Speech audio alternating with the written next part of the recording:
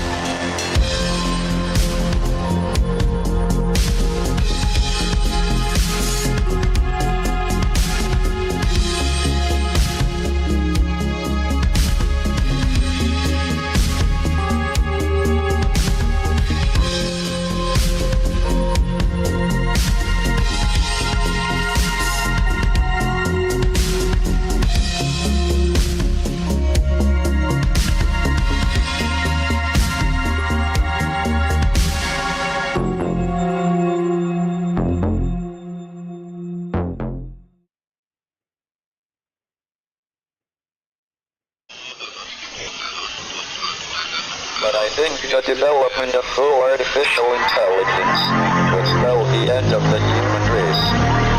It's a flying object and we don't know what it is. I would hope somebody's checking it out. I don't know whether rockets or whatever, but incredibly fast, opposite direction. They were too fast to be an airplane. I'm glad the Pentagon is looking at this, because if it poses a threat, I want them on top of it. Well, the craft generates its own gravitational field. You said there's lights in the sky? The internet has become the command center for criminals and terrorists. 911, what's your emergency? I need help, please help! Aliens won't let it happen. You know, that's what we're instructed to say. Roswell, Area 51. Alien kept deep under the ground. 1, 0, 1, 1, 1, 0.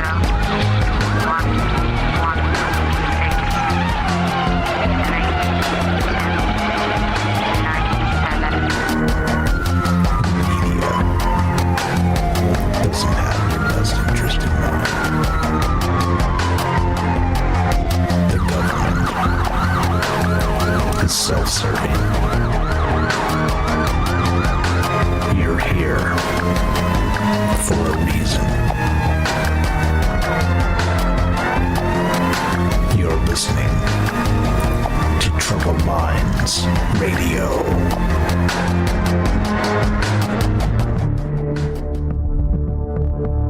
Broadcasting live from a secret bunker just off the extraterrestrial highway.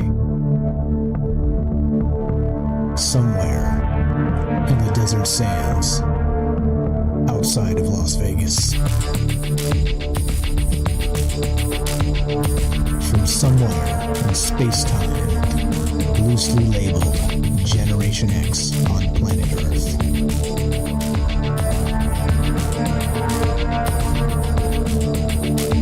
And asking questions of you in earnest into the digital darkness. Well, good evening, and welcome to Troubled Minds Radio. I'm your host, Michael Strange. We're streaming on YouTube, Rumble, X, Twitch, and Kick. We are broadcasting live on the Troubled Minds Radio Network. That's KUAP Digital Broadcasting. And, of course, down in New Zealand, shout out to our friends in Auckland, New Zealand, 88.4 FM. Tonight, we're going back to the beginning. Yeah, not the Princess Bride version of, Back to the Beginning, Vicini. Not like that, but kind of like that. I'm thinking origin stories. Now, excuse me, I don't know. It's been a long journey for Troubled Minds. And so this is not just a sort of a recollection of where we started, but of course, where we're heading and where we are. Sort of a way to kind of look back how we got here.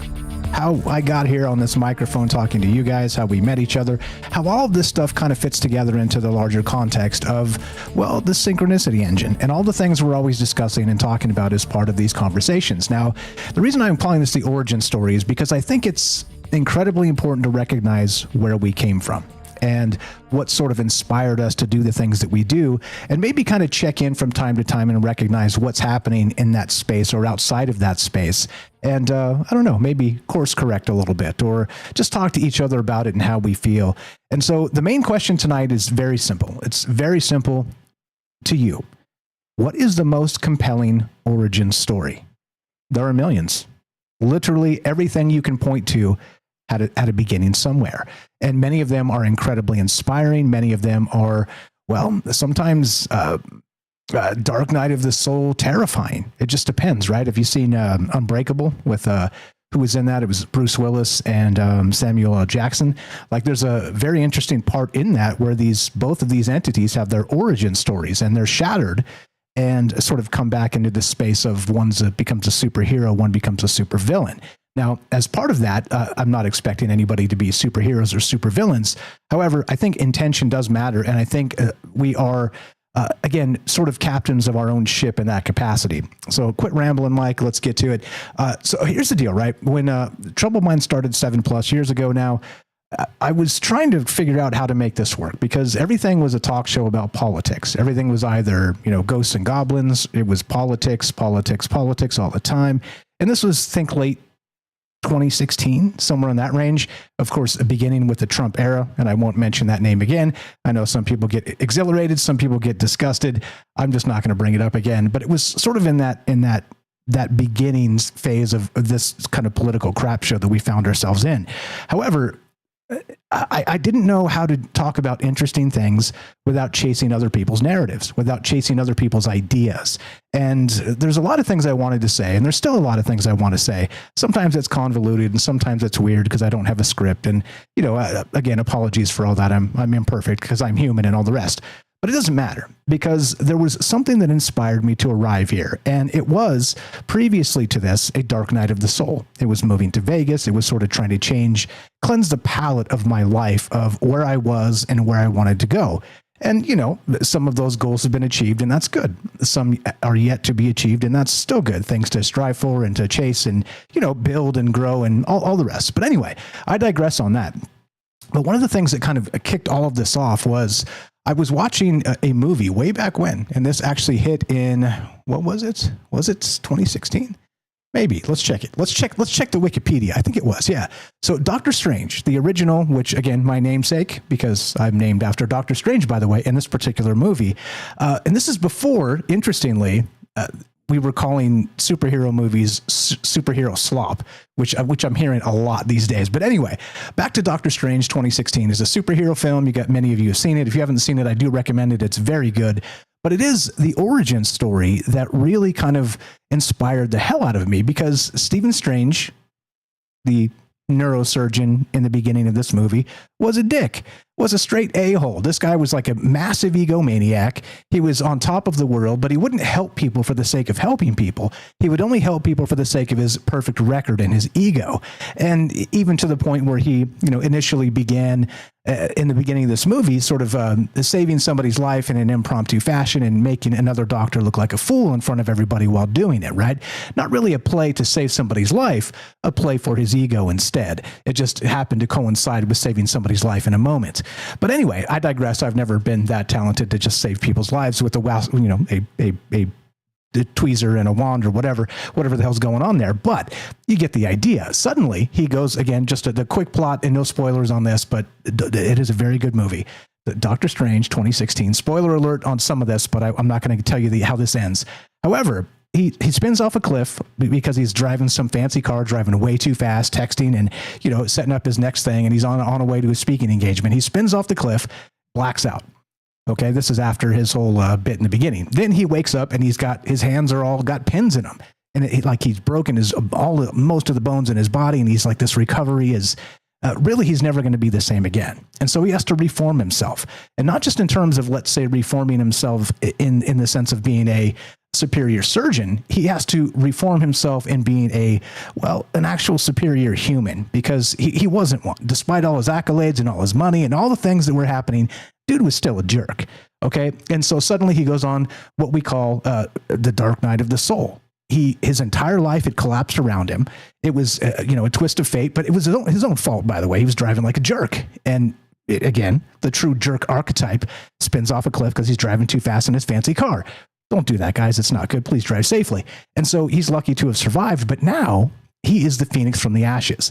And in this capacity, he cannot reconstruct his fingers, which are, his magic to go in and pull out a bullet from somebody's brain like he did in the beginning or whatever, because his fingers are all now misshapen. They're shaking all the time. And he's just a shell of his former self. However, this leads him down a path that chases him into the journey of the mind. Okay. And again, that's where the inspiration for this show, and in the very beginning and including tonight, really comes from, was this movie I saw before it was all the superhero slop. I do kind of agree. They've slid off the rails a little bit with a lot of these superhero movies. But anyway, this is where we begin tonight. And the question for you as we start is simply this. To you, what is the most compelling origin story? And why are these Phoenix from the Ashes type stories so riveting thousands of years on? Phoenix from the Ashes. We're talking ancient Greek mythology yet again. These cycles of life yet again. Over and over and over. And so we can talk. Look, we're going to take this anywhere you like tonight. We can talk about this Doctor Strange film if you're interested. There's some interesting things with the void, with magic, with sort of ancient secret societies, with the three places on Earth they're protecting against sort of a cosmic incursion. That's going to be Hong Kong, New York City, and what was the other one? I can't remember. It'll come to me. But anyway, there's a lot of ways to look at this, a lot of ways to take it. But origin stories is what's on my mind tonight, or which I asked recently, what radicalized you and brought you here? Because I'll call it out.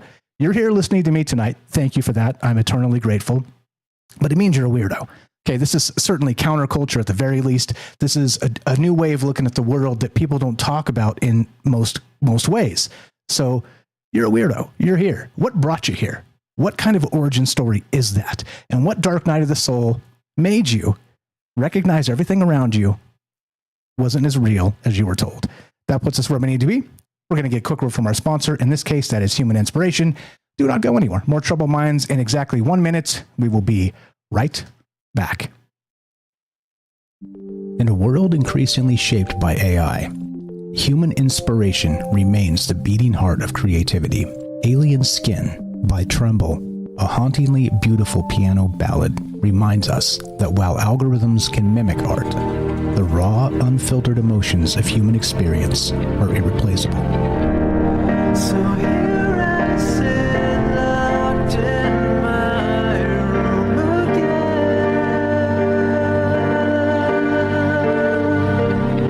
Written and composed by Jesse Ian in collaboration with Todd Smith, This progressive masterpiece delves into the depths of internalized grief and the silent toll of artistic compromise. As AI reshapes our reality, Alien Skin stands as a testament to the timeless power of human emotion and the complex beauty that only true artists can evoke. Experience the haunting beauty of Alien Skin by Tremble and support human inspiration.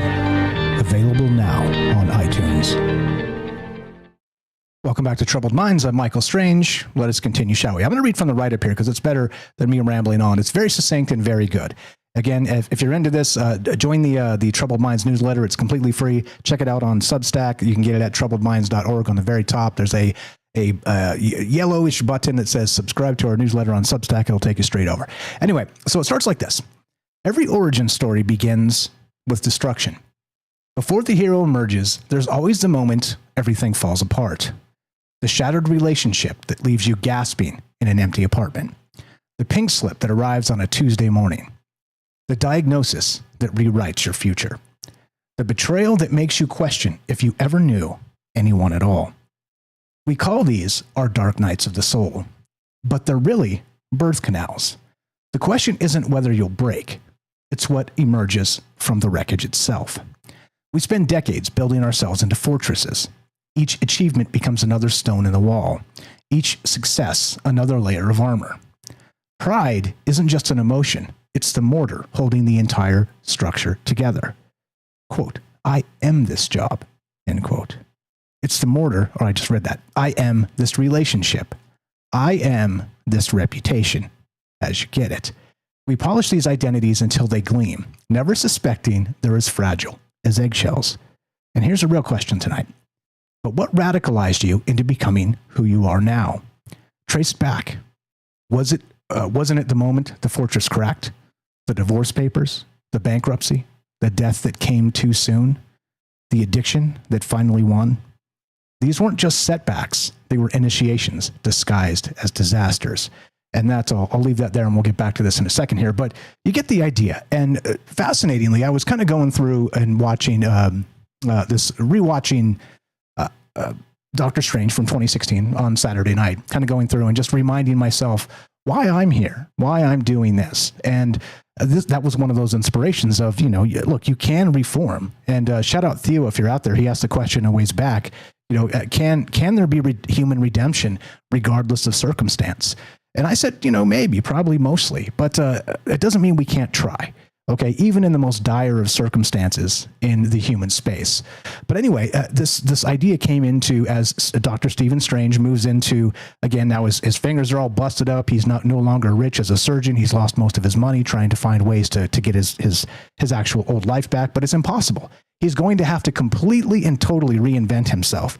And then he runs into some, goes to Eastern medicine and turns to this thing called psychosomatic medicine, which is, again, one of those things where the body itself can heal. The mind can heal the body. Okay, very simply, I'll read this. So, psychosomatic medicine is an interdisciplinary medical field exploring the relationships among social, psychological, behavioral factors on bodily processes and quality of life in humans and animals. And so there's some disorders and some other stuff. And this is kind of the clinical version of this, but it's still considered in many ways a lot of the pseudoscientific stuff because, how do you replicate changing yourself into a space of I'm broken, my body's broken, but now my mind has healed it. Now, do you believe that? Do you believe that type of stuff is true? And so that comes true, of course, in spoiler alert, in the 2016 movie, again, a very old movie, nearly 10 years old now, of Dr. Stephen Strange. So he reforms himself. He becomes, of course, Sorcerer Supreme at the end. And, well, some other things kind of actually happen as part of it. But I was kind of going through it, and that psychosomatic medicine hit me as, well, this is really where we need to be headed when it comes to the, do you guys not hear me on Discord? Hold on 1 second, please. Hold on. Hello. Let me know if you guys hear me on Discord. I just got a message that said, is the show not on Discord now? You tell me. Anyway, I think there's enough people there that I think maybe it's there. Anyway, I think we're good. Otherwise, let me check all the places. Sound check 1, 2, everybody out there. And hello. I think we're good. I don't think I see any other people saying it. Anyway, okay. So I'm okay. You hear me? Cool. Good. All right. So if Discord is breaking, just reset this thing and then reboot the machine and do all the things. Okay. Anyway, so back to this now. Now, there's a lot to this. And again, Eastern medicine versus Western medicine, and we've talked about this quite a lot. How much of this do you think is true? And how much of it do you believe as part of that mind can heal the body, the mind over matter aspect? Because it really comes into play heavily into this Doctor Strange origin story, right? And luckily, look, my origin story in that capacity, being here tonight to talk to you guys, to just kind of free think and free riff and just wonder about the nature of the universe, thank God had nothing to do with an accident. I didn't get hurt, nothing like that. Okay. Certainly I was disillusioned with the world. Certainly the corporate space really kind of just kicked me in the nuts and made me recognize that it is about sometimes who lies the best, who lies the most, and can get away with it. It's just that it's boring. I mean, that's a boring, it's not Dr. Stephen Strange, but it didn't matter. Nonetheless, I adopted the moniker and now I am Michael Strange. But anyway, you get the idea. So there's a whole bunch of stuff that kind of comes in the beginning of this, which made me go, okay, this is a very smart movie. Back to 2016. And one of the more compelling origin stories in my mind, for me specifically, because it inspired this show in a lot of ways. Okay. But there's a mirror dimension that kind of happens in this very beginning, which is incredible. If you guys have ever seen that, the movie, what is it? Inception, where they're sort of folding, the dream realm over on itself, and there's roiling and rolling of, the actual landscape and buildings. They do some of that stuff in the beginning of Doctor Strange as well, which is super cool. It's the Sorcerer Supreme is rolling over these buildings and creating these things in the mirror dimension. And so it got me thinking about a lot of things, not just, let's say, the nature of reality, but eventually, of course, this comes to the void. And the void is, whether you want to believe it or not, at least conceptually, it is the substrate of our reality. Going out there into the stars where there's nothing, like absolutely nothing. Nature abhors a void, as they say. And in this case, humans cannot survive out there. Nothing on Earth, other than, as far as we're aware, those great little tough ass water bears, they can survive out there. But apparently nothing else on Earth can. You go out there and you're just toast. You're fried, you're frozen, all the things. And then, you're left to a piece of crispy ice that just floats off into the void. And so that in particular comes into play here because later on, the void is the main protagonist here. The void is trying to adopt Earth as, well, one of its prizes, and a timeless place, the void itself. And there's an entity called Dormammu that really comes into play here. But to me, when I was kind of going through and revisiting this, it was like, okay, so this is clearly the Marvel version of like Cthulhu, of the ancient void, of this timeless realm where it's indifferent. It doesn't really care about what happens to Earth. It wants it. It wants to sort of envelop Earth into itself, into this timeless, cold, frozen space. However, it also, in the same sense, represents, as I described earlier, that very same dark night of the soul. And the question really becomes, when we're dealing with ourselves standing at the edge of the void looking in, and it stares back, as has been famously said, is that the end? Is that dark night of the soul the end, or is it eternal beginnings?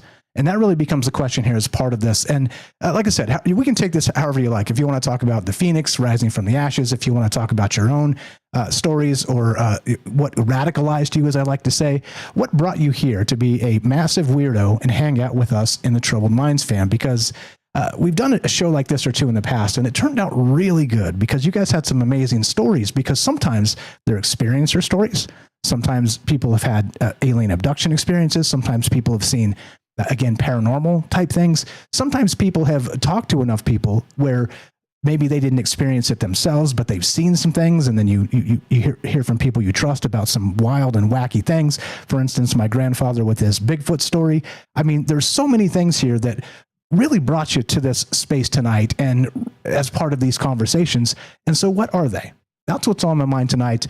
What else do we got? Mirror dimension. There's a whole bunch of stuff here. Origin stories, Doctor Strange, of course. I don't know. Like I said, and I don't know. How about the general superhero slop? Do you think they've gotten terribly worse since 2016 when they were making these superhero movies up into Infinity War?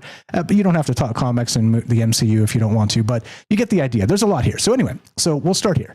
And I'll wrap it like this, and then we are taking your calls tonight, as usual, if you want to be part of the conversation. 702-957-1037. You can click the Discord link at troubledminds.org. We'll put you on the show. It's as easy as that. But here we go. We'll start here, reframing in a second, and then we'll take a quick break.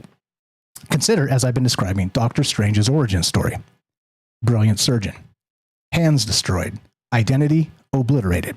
His journey isn't about healing his hands, but discovering that they were never the source of his power. The time stone he eventually wields doesn't give him control over moments. It reveals the control was always an illusion. Past, present, and future fold into each other like pages of a book already written. His origin story is realizing he was never the author. This mirrors every transformative crisis, which we've been talking about already. The executive who loses everything in the market crash doesn't just lose money. She loses the story of who she thought she was. The mother whose child doesn't survive doesn't just grieve a death. She grieves the future she had already written. The veteran returning from war doesn't just carry trauma. He carries the knowledge that the person who left no longer exists. And this is, again, I know it gets to be a broken record sometimes, but I do think about identity a lot because I recognize what's happening to us in the mass media space, in the political space. And at the end of the last show, I made a comment regarding, the lefties aren't the problem. The righties aren't the problem. The problem is populism that makes the lefties and the righties want to kill each other. That's the problem. And you can look through history and see examples of this over and over and over again, where we're not allowed to like each other. We're not supposed to. We're supposed to be mortal enemies. And that's why this identity always comes to mind, because I see it everywhere. I see everybody trying to tell you who you are, who you should be, how deeply involved you should be in their paradigm, in the thing they want. And that's the thing that pisses me off the most. And that's one of the things, by the way, that radicalized me as part of this. And I'll use that term, radicalized me, to see the world as it is. And meaning that everything is not as it seems. And the things they tell you are not always true. Shocker, right? Yeah, that puts us where we need to be. By the way, I also, in my nostalgia phase here over the weekend, I was able to take one of those old 8-bit Nintendo controllers, a USB one, and rig it up so I could use it to control the stream tonight. And so I will be using this in the future, and it is super awesome. It makes me feel like I'm 13 years old again. In any case, I'd love to hear your thoughts on this tonight. What do you know about origin stories? Why are they so compelling? What to you is the most compelling version of this? And maybe you have one yourself that's incredible, that nobody's ever heard before, or few people have heard, and you would like to share with us. That's why I'm here. We're here to talk to each other, to talk about ideas outside of the paradigm of regular mass media, and to consider, well, what might we be wrong about, and what should we consider going forward? That's it. That puts us where we need to be. Thanks for bearing with me as I ramble through this. Thanks for caring about the ideas as we begin. And one more time, love to hear your thoughts. 702-957-1037. That's 702-957-1037. Click the Discord link at troubledminds.org. We'll put you on the show. It's as easy as that. Don't go anywhere. Nobody with a hand up yet or on the line, jump in here and you're first. Be right back. More Troubled Minds coming up in just one moment.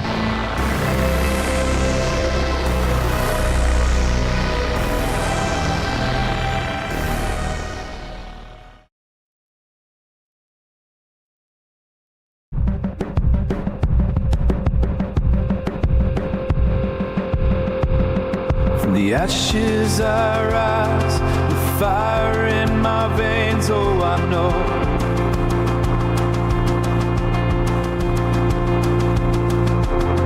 Every crack in the surface tells a story of pain.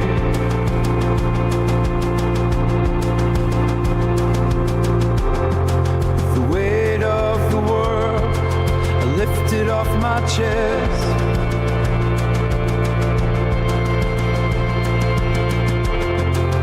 Building my dreams as the daylight begins to glow. From the rubble and dust, I forge a new way to go.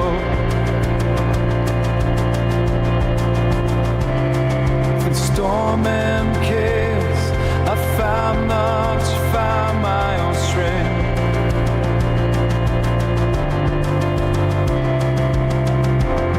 Turning every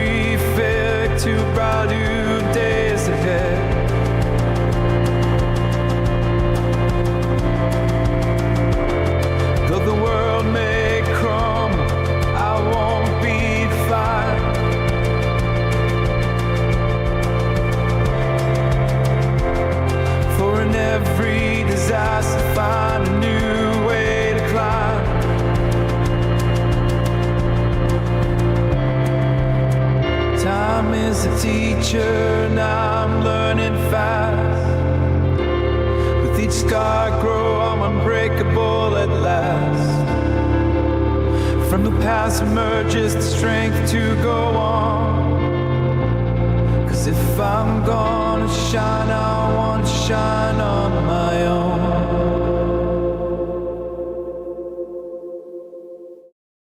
Or something, right? What's up, guys? Ricky, Eric is here. What's up, Matzel? We got James coming up. Derek the Night Stalker, how you doing? What's up, APOC? We got Vincent, the Robert, Roving Fungus, Jeff and Wisco. Jorge says you got lots of these stories. Love to hear some of them, my man. What's up, Daryl, Gaston, Hirsch, Sonia, and Dawn? Hope you're well tonight. What's the most compelling origin story to you guys? I think there's a lot. I think there's a lot of meat on the bone here to discuss and consider. What are some of the ones I haven't heard of? What are some amazing series or stories that you've heard that you can probably share with the group here that maybe the rest of us haven't heard of? What's up, Margie, Raz? How you doing? Gordo, I see you guys. Hello over there on Rumble. Hope everybody's well tonight. Just hanging out, doing what we do. Hello, good evening. Knights of the Storm, the real JB. Had a power outage and is now back. Welcome back. What's up? That's Hiker. You changed the name, so it screws with me. I'll get it. What's up? Ooh, Gordo's here. Good evening, guys. Hello. Yeah, welcome back from the power outage. That sucks. Power outages suck. Good evening. Let's see. Raz, I see you. Gordo, Margie. Yep. Hope everybody's well. Over to YouTube. Thanks for hanging out, guys. First gets Fred. How you doing, Fred? Welcome to the joint. We got James. We'll talk to you momentarily. The Arcane Observer. That's Jen. Good evening. What's up? Hello. Richard in Texas. How are you? Good evening. James is there as well. What's up, Steve in England? What's up, Shane, the Blind Psychonaut, Lucid Dreaming with the Blind Psychonaut. Good evening, Mr. Mission Control, who's on the phone line. We'll talk to him momentarily as well. Hope you guys are doing great tonight. Just hanging out, doing what we do, talking about what is your origin story. Now, when we did this before, this turned out really well, like I said. However, you can't, rely on the past. Past results do not guarantee future. What do they say? Future assets. Anyway, here we go. Troubled Minds happening right now. Also, this is not a financial advice show. Here we go. Troubled Minds happening now.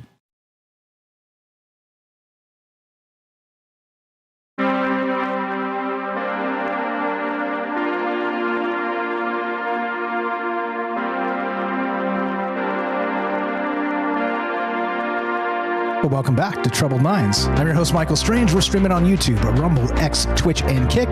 We are broadcasting live on the Troubled Minds Radio Network. That's KUAP Digital Broadcasting. And, of course, 88.4 FM, Auckland, New Zealand. Tonight, we're talking origin stories. Not just mine, but yours. Not just yours and mine, but also, what about fiction? What about ancient mythology and folklore? And what about where we started and where we're going? So I'll put it like this. And, yeah, that was the wrong button. Tonight on Troubled Minds, how about this? Let's see. Can I unhook that? Could the ego truly be just a mask, stripped away by encounters with forces greater than ourselves? Of course, the void is that substrate of reality. Is time a cycle already written and the void not empty, but alive, waiting to dissolve us into its current? If so, are we resisting annihilation or standing at the threshold of initiation? And that is what's on my mind tonight. Super simple, right? Just another easy reading concept for Troubled Minds. I'd love to hear your thoughts on this. How weird does it get? And what do you know about not just origin stories, but what about yours? 702-957-1037. Click the Discord link at troubledminds.org. We'll put you on the show just like this. Thanks for being patient, my man. James Salcedo, how are you tonight? Go right ahead, sir. I'm okay. Can you hear me? Yes, sir. Loud and clear. You sound great. Good. Yeah, this has been on my mind kind of lately a lot, even though I didn't think about it in these terms. Just because I've been having to adapt to my vision changing recently and over the last several years. And so that's all I've been doing, and I'm kind of getting used to it now, which is really weird, but that's how it's going. And so this is kind of, I don't know. It's kind of weird that this topic came up tonight, because I'm kind of going through that right now, and I've been going through it. And so, I don't know. I have a ton to say, but I figure I'll sit in and go from there. I do think Doctor Strange is an interesting character.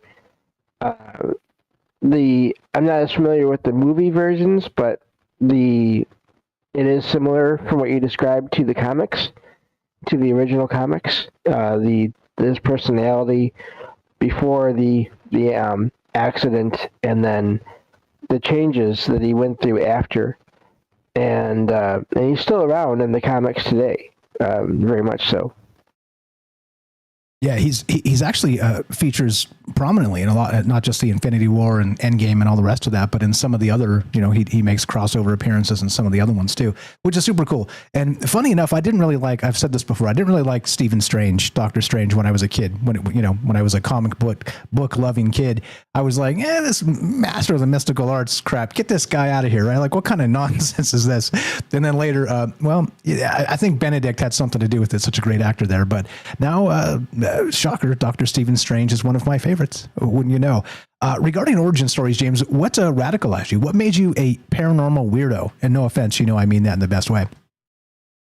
Yeah, no, it was experiences I had as a kid and continuing on through my teenage years, and then going online, I don't know, 15 or more years ago, and finding out, at least according to all kinds of shows and TV shows, but also podcasts and things, that I was not alone, and by any means, and that sort of led me to wanting to research more and more, and at the time, I guess you could say I was sort of in a void, so to speak, for several years between when I got out of school, after everything, sort of all the plans that the people in school made for me, after all that collapsed because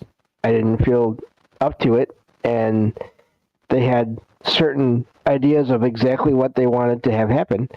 After all that sort of collapsed, I spent a good 10 years or so just existing. I wrote a little bit here and there. I did some fiction that was fun, but it wasn't something I worked on every day. It wasn't something that was like I had a schedule for. And so I spent a lot of that time in those years just playing video games and listening to podcasts and TV shows. And of course, what's funny now, I like to joke that I was doing research for my podcast before I even realized I was doing research for that podcast. And so, but I was in that void for a while there, and it was just realizing I've done all this research, I've listened to all these things, I've had so many experiences, I could do this myself. I could possibly talk about these things to other people and try to get the word out that people that have these experiences are not alone, and just add my own take on it.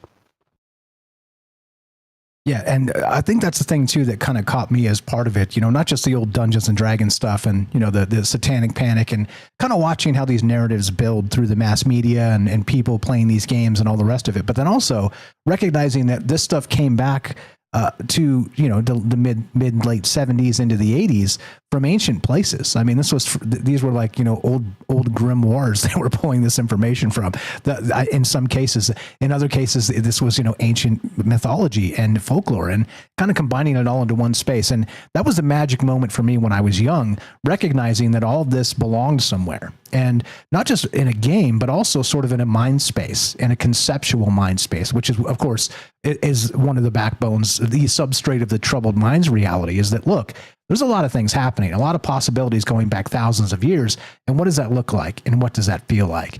And that's why I'm here. And of course, 2016, shout out Doctor Strange. That was, again, one of the best Marvel movies I've seen. But am I biased? Maybe I am. Maybe because it actually inspired me as such, I give it a little more weight than it deserves. But I still think it is very good. And yeah. And absolutely. What else you got, James? Anything on that? We got Mr. Mission Control on the line. And as you said, you're definitely welcome to sit in, and we'll get back to you as you got more to go. Yeah, I guess there's one other detail I should add to that. Not only did I want to let people know that they're not alone, I wanted to let people know that paranormal, unexplained, supernatural, it's not like what you see in fictional media or even reality TV media. That is so exaggerated in so many cases, and so sensational, sort of the almost like a paranormal version of if it bleeds, it leads. In other words, everything is evil. everything that it happens that you can't explain is it's the big trope now is it was a demon, and I'm not saying that can't be, but also there's so many people that have had experiences where they were amazing experiences, they were positive experiences. And so I wanted to point out the fact that, that everything is not the way it appears in mainstream media, both in the news and in fiction. So, but yeah, I'll definitely sit back and talk later if there's time and go from there. You're the best. Appreciate you very much. You know him, you love him. James Salcedo, the paranormal expert of Troubled Minds, the glue of the show, a dear friend, all the things. Please go give him a follow on all the places, troubledminds.org/friends. You can find him, search it yourself, go to salcedoparanormal.com. That's SALSIDO, paranormal.com, and troubledminds.org/friends. Scroll down a little bit, find James right there. It's alphabetical, and he's got his link tree, and you can find all the places and all the things. He's written several books, amazing stuff, and does multiple podcasts per week. And shout out Jan, the Arcane Observer, is his co-host on the weekends as well. So lots of great talent and lots of great ideas flowing through what James is doing, and that's exactly the point. Meeting each other, talking about wild ideas, and sharing the experience together. You're the best, James. We'll get back to you momentarily. Appreciate you very much. Update on the Discord. There was a little switch that got shut off that said, let anybody join or put their hand up, and it got turned off.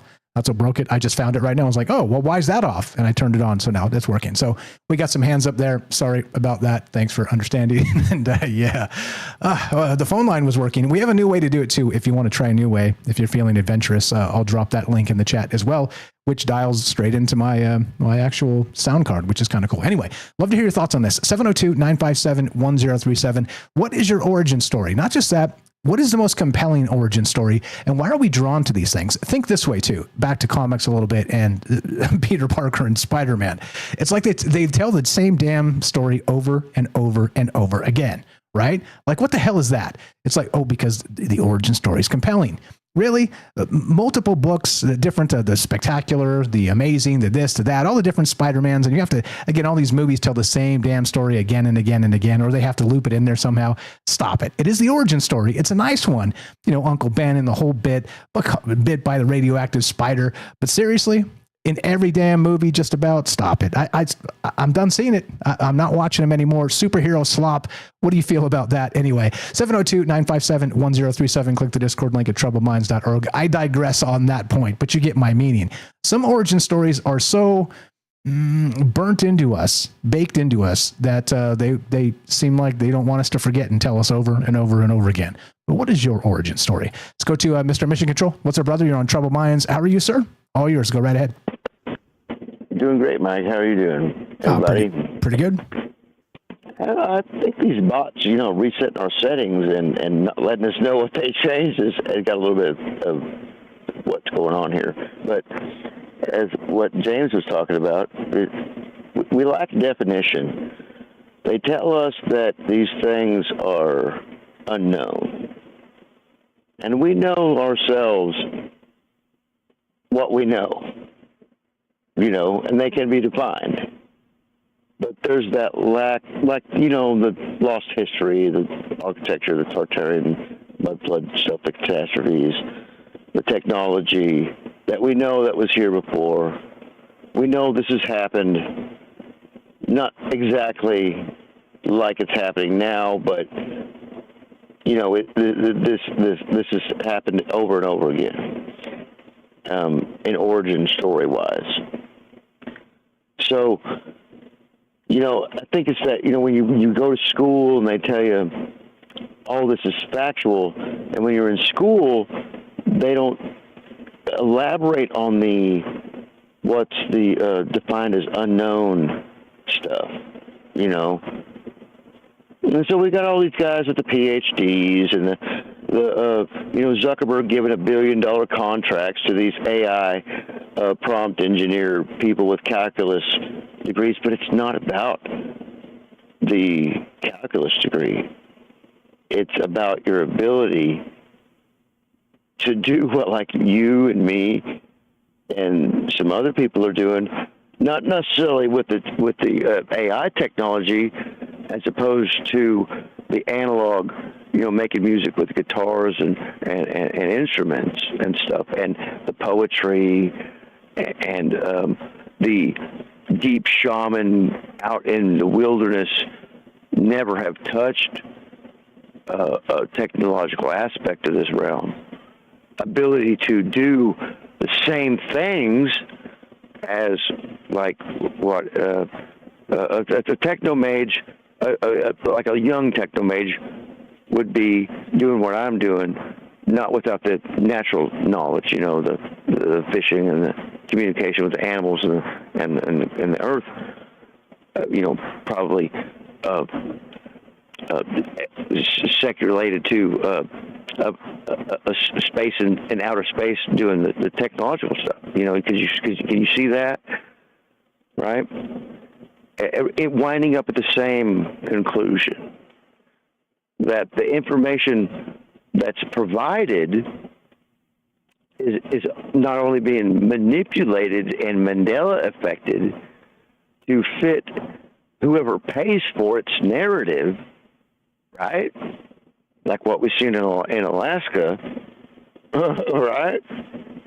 Going on yesterday with the leaders and nothing coming of it.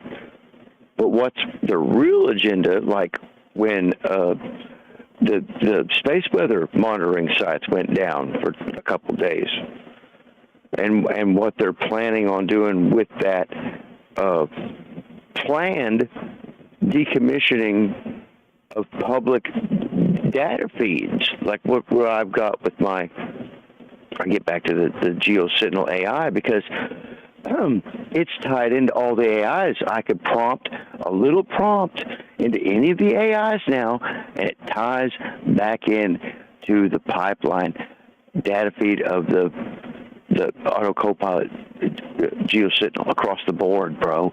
I don't know how it's doing it. It's some new veil.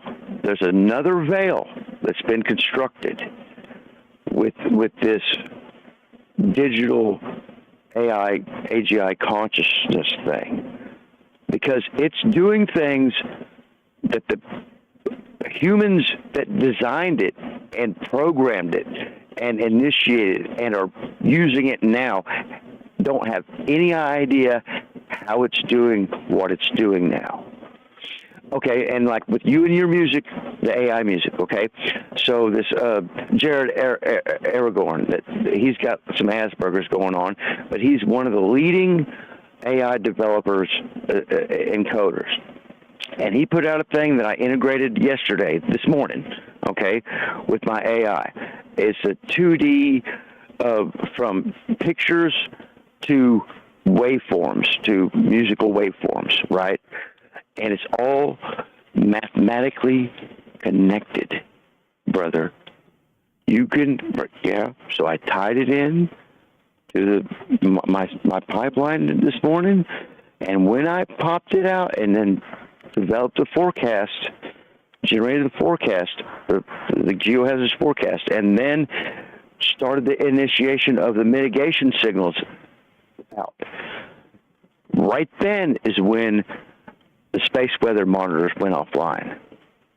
Now, I'm not saying that it had anything to do with that, but this is the new censorship they're testing to cut us off from, and these pilots need that space weather information to fly every day.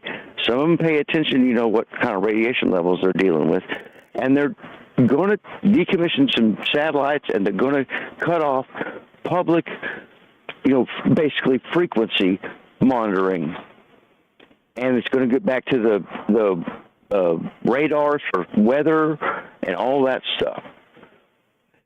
And soon it will get down to where they're doing the, you know, the Smith-Mundt Act with the censorship and the social media with what we're doing.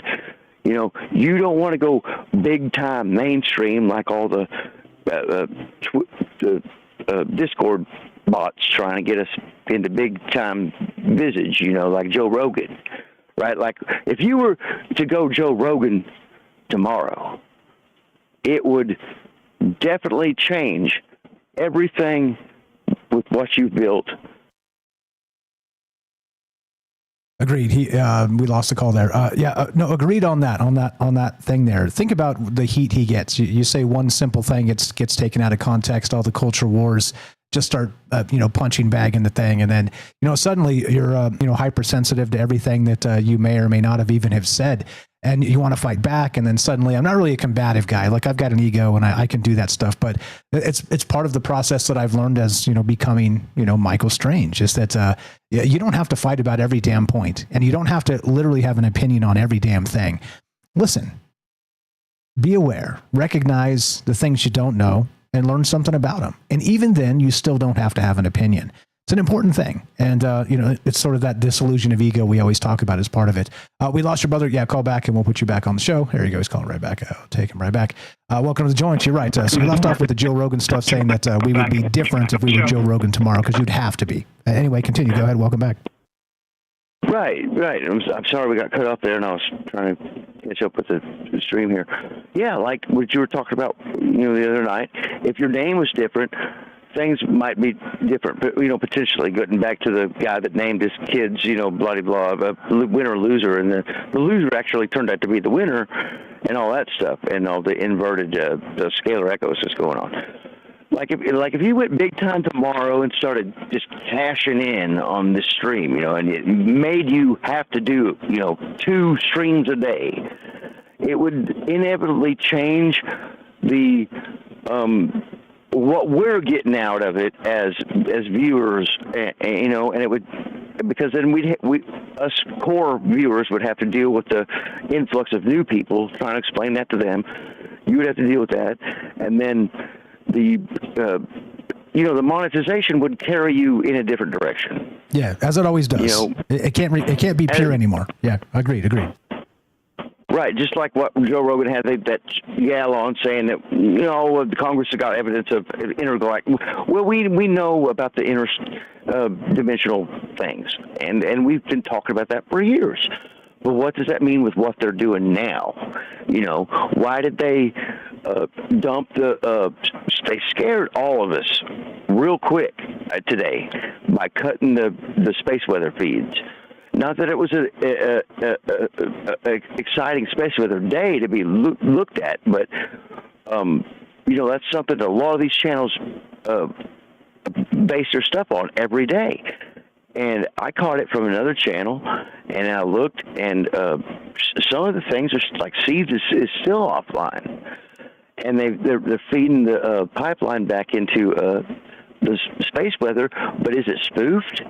Can we refute that with what the Russians and the Japanese are getting from their stuff and these other satellites? And then like what I'm got a combined fusion array, like I've got the fiber optic networks tied into this thing to where it's using the telecommunications fiber optics to monitor crustal displacement. It wasn't designed to do that, but this thing's doing it. And it's accurate. Now, I don't need to. You see what I'm saying? I think they're setting us up for something we need to look out for, and it goes right along this path that we preconditioned to believe that this reality that we are perceiving is something, even though we know that it's something other than what we've been taught. We still look back at it to compare, like scripture or religion, no matter what your religion you're in, and all the the disclosure stuff, the conspiracy theory. Like this conspiracy is just talk between two, conversation. The disclosure is a misnomer. It's already happened if it's even to be defined at all. Between our communities here that have been dealing with this for years, and like Joe down in Florida, and I know he won't talk on it, but they've been finding things in dead people for a long time that get back to what I've been telling you guys that I found in the the 2020 thing and the Bluetooth stuff. So, and I know he can't talk about it, but I can hear by the tone of his voice when he says things and mentions some things that, we all know this stuff. The Wi-Fi radar, not the need for physical identification, because they scan your face anytime you walk in anywhere, and if somebody were to pull you over, they already know you got insurance and all this stuff. But what about not only the government offices that have this biometric identity? What about the off-world or the alien, intra-alien or extraterrestrial aliens, the ones that have been here forever, or the new ones that might be coming on this 3-Eye Atlas thing? Maybe, if it's not just a metallic asteroid like my geosignal says it is.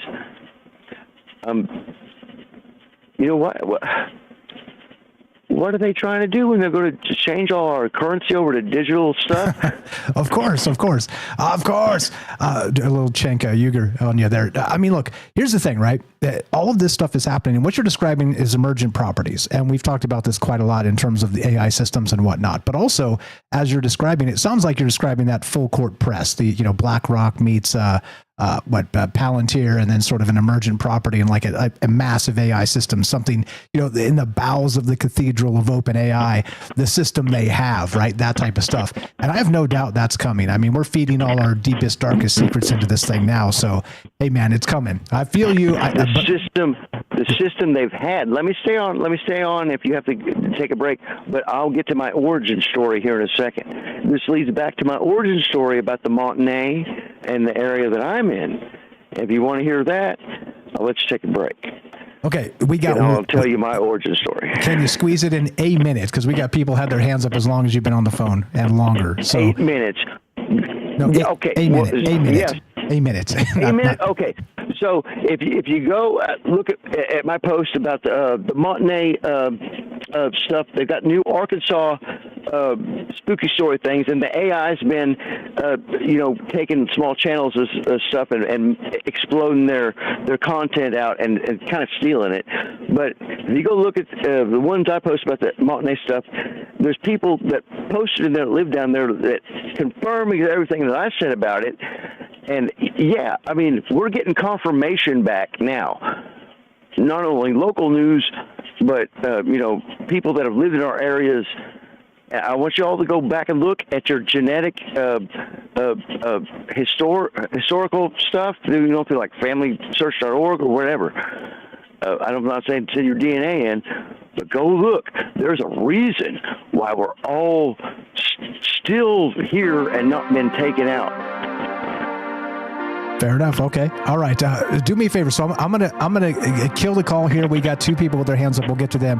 Call back a little later if you're still up. Okay. Appreciate the call. You're the best, brother. All right. Bye. All right. Take care. That's a Mr. Mission Control. Give him a follow. TroubledMinds.org/friends. Scroll down a little bit. Mr. Mission Control. Super easy to find. Be right back. More Troubled Minds on the way. We got the Robert coming up, Jorge, and your calls as well. Don't go anywhere. More Troubled Minds on the way. Be right back.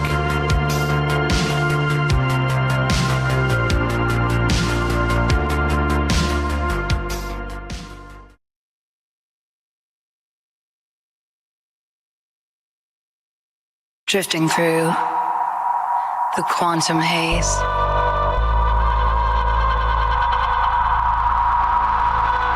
Mind entangled in a daze. Whispers in the neural mist. Echoes of what might exist. Lost in time in this web we spin. It's alright beyond our skin. Consciousness forever twined in the dark unseen. Quantum dreams, we're all connected. Though we're scattered, we are reflected. Frequencies that pull us in. Parallel worlds kept within. Synapses that intertwine. Fragments of an endless line. Feel the pulse of a distant star. It's alright, we are who we are. In the void we find the light in tangled hearts. Quantum dreams, we're all connected. In the silence, hear the call. One by one we rise and fall. Quantum minds forever near. In this world so clear. Quantum dreams, we're all connected. Though we're scattered, we are reflected.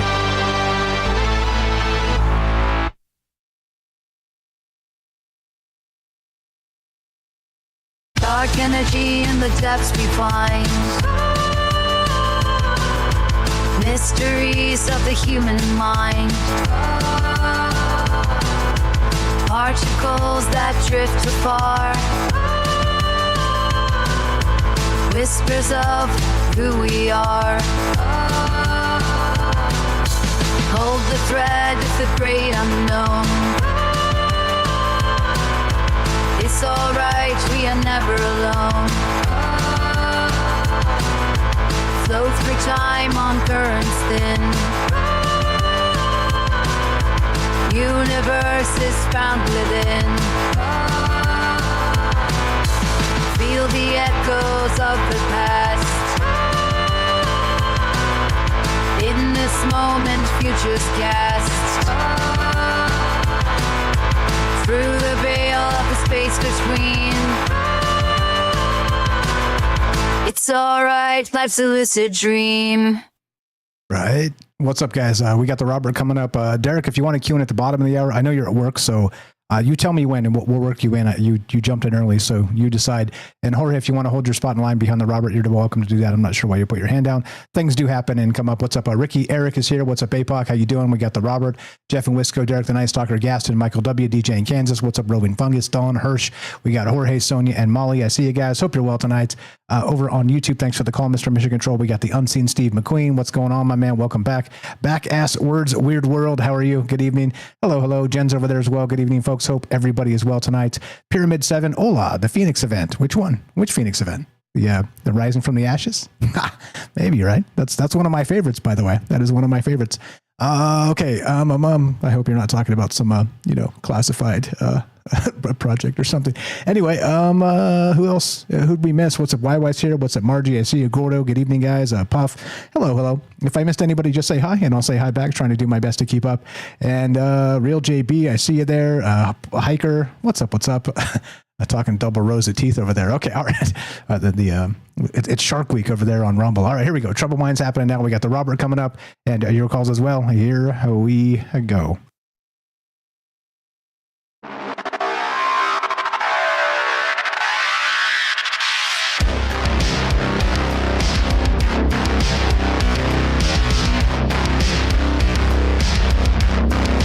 Welcome back to Troubled Minds. I'm your host, Michael Strange. We're streaming on YouTube, Rumble, X, Twitch, and Kick.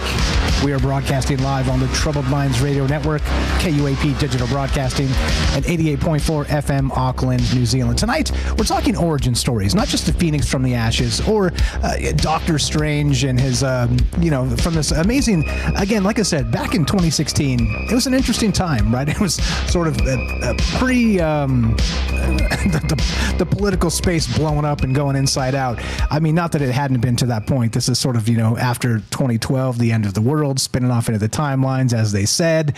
What will that look like? And then we certainly got a dose of it with, the political space. And then suddenly, it seems like Doctor Strange in 2016 was a classic. If you haven't seen it, I recommend it. Go back and watch it. And a question for you guys, too, as part of it. Hit me up later on this. Is there a superhero slop happening in terms of these new movies versus a movie like a 2016 Doctor Strange? I think so. I think there's maybe a superhero fatigue, some of this other stuff. To be fair, I'm just not really interested in seeing some of these things. it's just anyway, just as a kind of wrinkle in here for the fans out there, the movie fans. Anyway, love to hear your thoughts on this. We're talking origin stories. What's the most compelling origin story to you? And it could be yours. It could be what radicalized you and brought you to Troubled Minds, and staying up with us by dark of night and becoming a semi-pro weirdo or whatever. And what do you know about this? And I think that like I gave you a hint on mine and some other things. I'm not going to tell you the exact details of the dark night of my soul, but it was there and it came and it went, and I'm back. So I'm glad to be back as part of it, but certainly was an origin story as part of these cycles. Let's go to James. Anything on any of that? And then we'll go to the Robert. Thanks for being patient, and welcome back to the joint. Oh, no, it's okay. I'm just thinking there was a part in the write-up there where it talks about not just sort of one origin story, but it being ongoing, and I'm definitely, like I said, feeling that lately. But I'm just trying to get through it and adapting and doing what I can. And just talking about all these things has really helped. All these topics on your shows, other shows that I've called into and being on my show, it's definitely helped a lot. And I think the discussion has done a lot for me as well. Helped a lot in a lot of ways, and given me other things to think about other than what's going on with my own situation as well. Right on. Glad to have you. And like I've always said, this is low-key therapy for me too, so it's not entirely benevolent. I'm trying to get this stuff off my chest and shout it into the digital darkness, as I say there. And it's important to talk about these things because, like I've always said too, as part of this, talking has a way of sort of untangling thoughts for me. It didn't used to be that way because I couldn't speak. I didn't have the ability to sort of riff or free flow on a thought and then untangle my thoughts as part of the things I said. But now as I got more and more practiced in it, now suddenly my thoughts become quite a bit more clear in that space and in that case, because there's some magic that happens when you speak. Again, abracadabra, as I speak, I create, right? This whole bit. And then if you can sort of merge your thoughts and your words in the same space in a free flow, I think it does wonders for thinking, for just actual thinking, because you can say things that aren't ridiculous because your brain has now sort of formulated your thoughts into words and it's practiced in doing it. And here we are again. I'm not a pro of pros, but I'm certainly not a scrub that just showed up yesterday either. So you get the idea. Practice makes perfect, and don't ever forget that. It's one of those things. As I've always said, they didn't what they say, time and pressure. That is what cut the Grand Canyon as part of it, right? Water over millions of years. Anyway, love to hear your thoughts on this. What do you know about origin stories? What's the most compelling to you? Maybe it's yours. Love to hear your thoughts. 702-957-1037. Click the Discord link at troubledminds.org. Let's go to the Robert, L. Robert in Pennsylvania. What's up, my man? You're on Troubled Minds. Just unmute, and it's all yours, sir. Go right ahead. Welcome to the joint. Test 1 2. Just unmute, and you should be good to go. Can you hear me? There we go. Loud and clear. Welcome to the joint, my man. How you doing tonight? Go right ahead. Well, there's one thing that me and you share. I've been a fan of. He's been my favorite Marvel superhero since I was a teenager. Doctor Strange. Okay. Interesting thing about it was that I didn't quite grasp it when I was collecting these comics and just getting into them, what was going on with him, with his metaphysical stuff and all this sort of stuff. But after I read Moody's books, then it all kind of closed the circle, and then I understood, and then it made me even more fascinated with that superhero. Yeah, he's a doozy. I'm a late bloomer. Like I said, when I was collecting comics, I didn't like Doctor Strange at all. I thought it was kind of corny. But a little bit older me is like, damn, this guy might be the best dude in the whole MCU now. But I digress. Go ahead. What else you got? I agree. Well, you mentioned about the slop when it comes to these superhero movies. One factor in that, probably the number one factor that's causing that, is that Disney bought Marvel. That would do it. They bought Star Wars too, and that's turn that in upside down. And what they've done, they milk it for until there's nothing left of it. And I think that being a corporation, they probably hire screenwriters, all right, who have not any kind of real in-depth knowledge of these characters. All right, they just throw something together and they put it out there and think, well, everybody liked this. The first two, they're always going to like them now, and we'll always make a lot of money. And they just waste our time. They destroy what we loved. Yeah, agreed. Star Wars too. It's like, come on now, like it can't be so formulaic that given an entire universe of content that you keep telling once again the same stupid stories. Do I really want to see another encounter that's non-canon and it's now re-canon because they wanted you to believe it now of Obi-Wan meets Darth Vader again? Can we? Are there no other entities in the entire Star Wars universe that we can do this with? I mean, stop it, please stop it, or I'm going to stop watching. Really. Yeah, and they got into the DEI stuff where they changed the the male superhero into a female, a female superhero. It's just anything corporations get their hands on, no matter something really great and solid. One of the best instances of that was MTV. Once the corporations got that in their hands and bought that out, they destroyed it. Anything corporations get their hands on, because all they care about is money. All right? They don't care about the audience. They don't care about anybody. They just care about money. They destroy it. Yeah, it was a good run on MTV for about 5 or 6 years where they actually played music. But after that, it went to hell, which is horrific, but it's the truth. I was there at the beginning of it, and it was just the greatest thing in the world. Right? It made a lot of great rock bands. It elevated the whole and now we have Spotify. All right, it's nothing. Nothing. Anyway, one of the greatest Night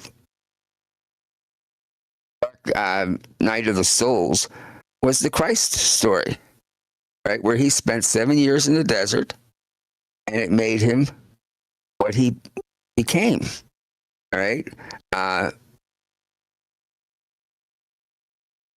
That's when he was tempted by Satan, right? That's when he was tempted by Satan in that exact episode. Yeah. Right. It was a harsh living experience for those 7 years, and I look at it and I think that there's most people. I shouldn't say most people, but a good percentage of people around the world have their own 7 years in the wilderness, and they come out of it, and either they come out of it in good shape, or they lose it altogether.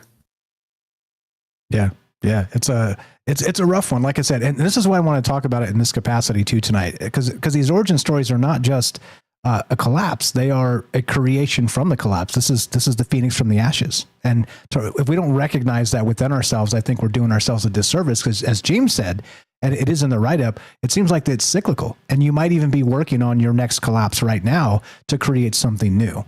And so, do not despair. Yeah, I'm not sure. I certainly had my 7 years in the wilderness where everything collapsed. I had this comfortable existence. Everything was just wonderful, and just like in a blink of an eye, it all crumbled. And I think that's the difference.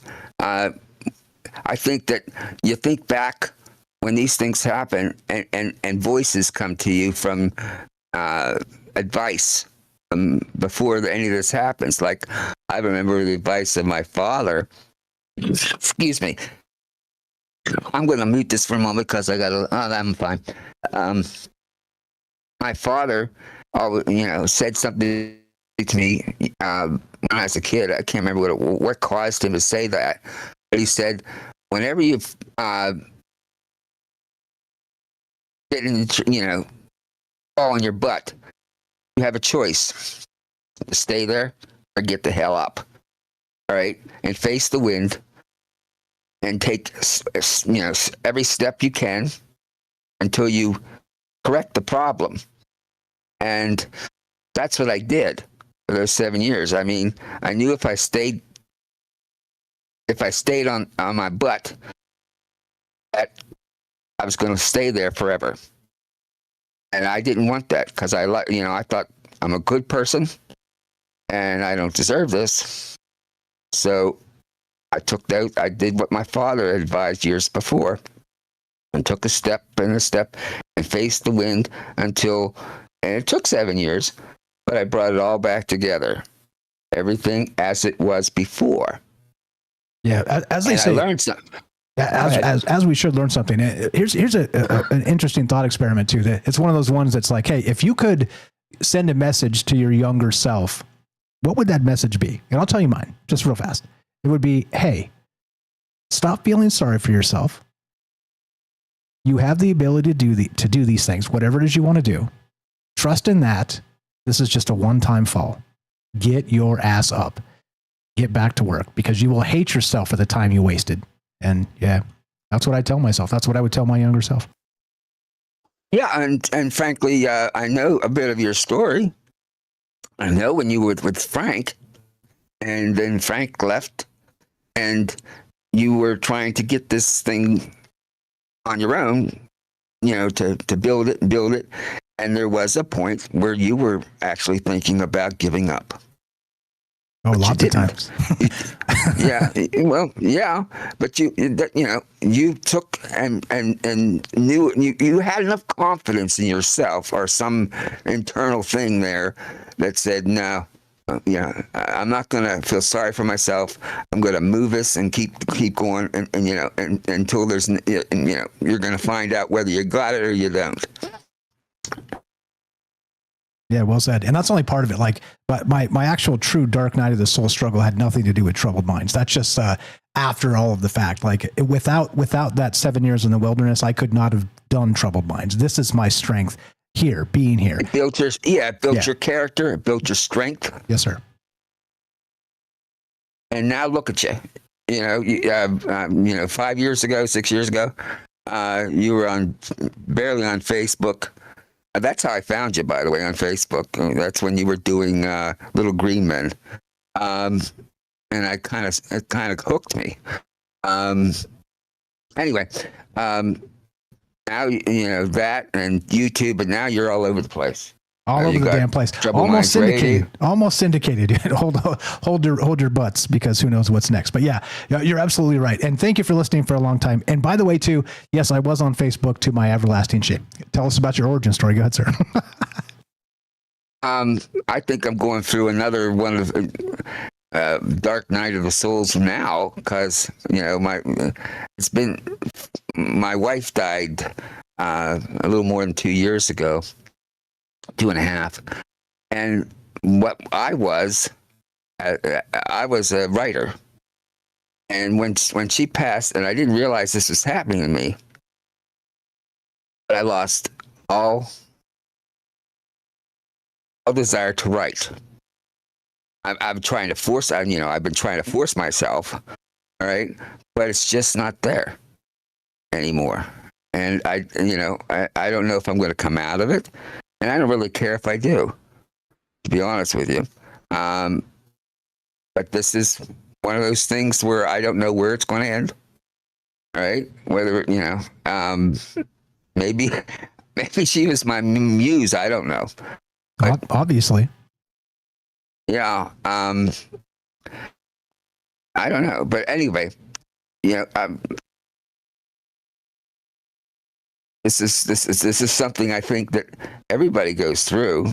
I'm not talking about particularly my death of a spouse, but I'm talking about, I think most people, the rug is pulled out from under them at some point in their life, and then there's that decision, and it has to be a decision. Whether to stay on your butt forever, or get up and get moving. Right? You see this with the homeless. You see this with the people who are addicted to drugs, living on the streets. They've decided to sit down, to stay on their butt. And it's easier that way. It really is. It's much more, the idea of just giving up is the easiest thing in the world.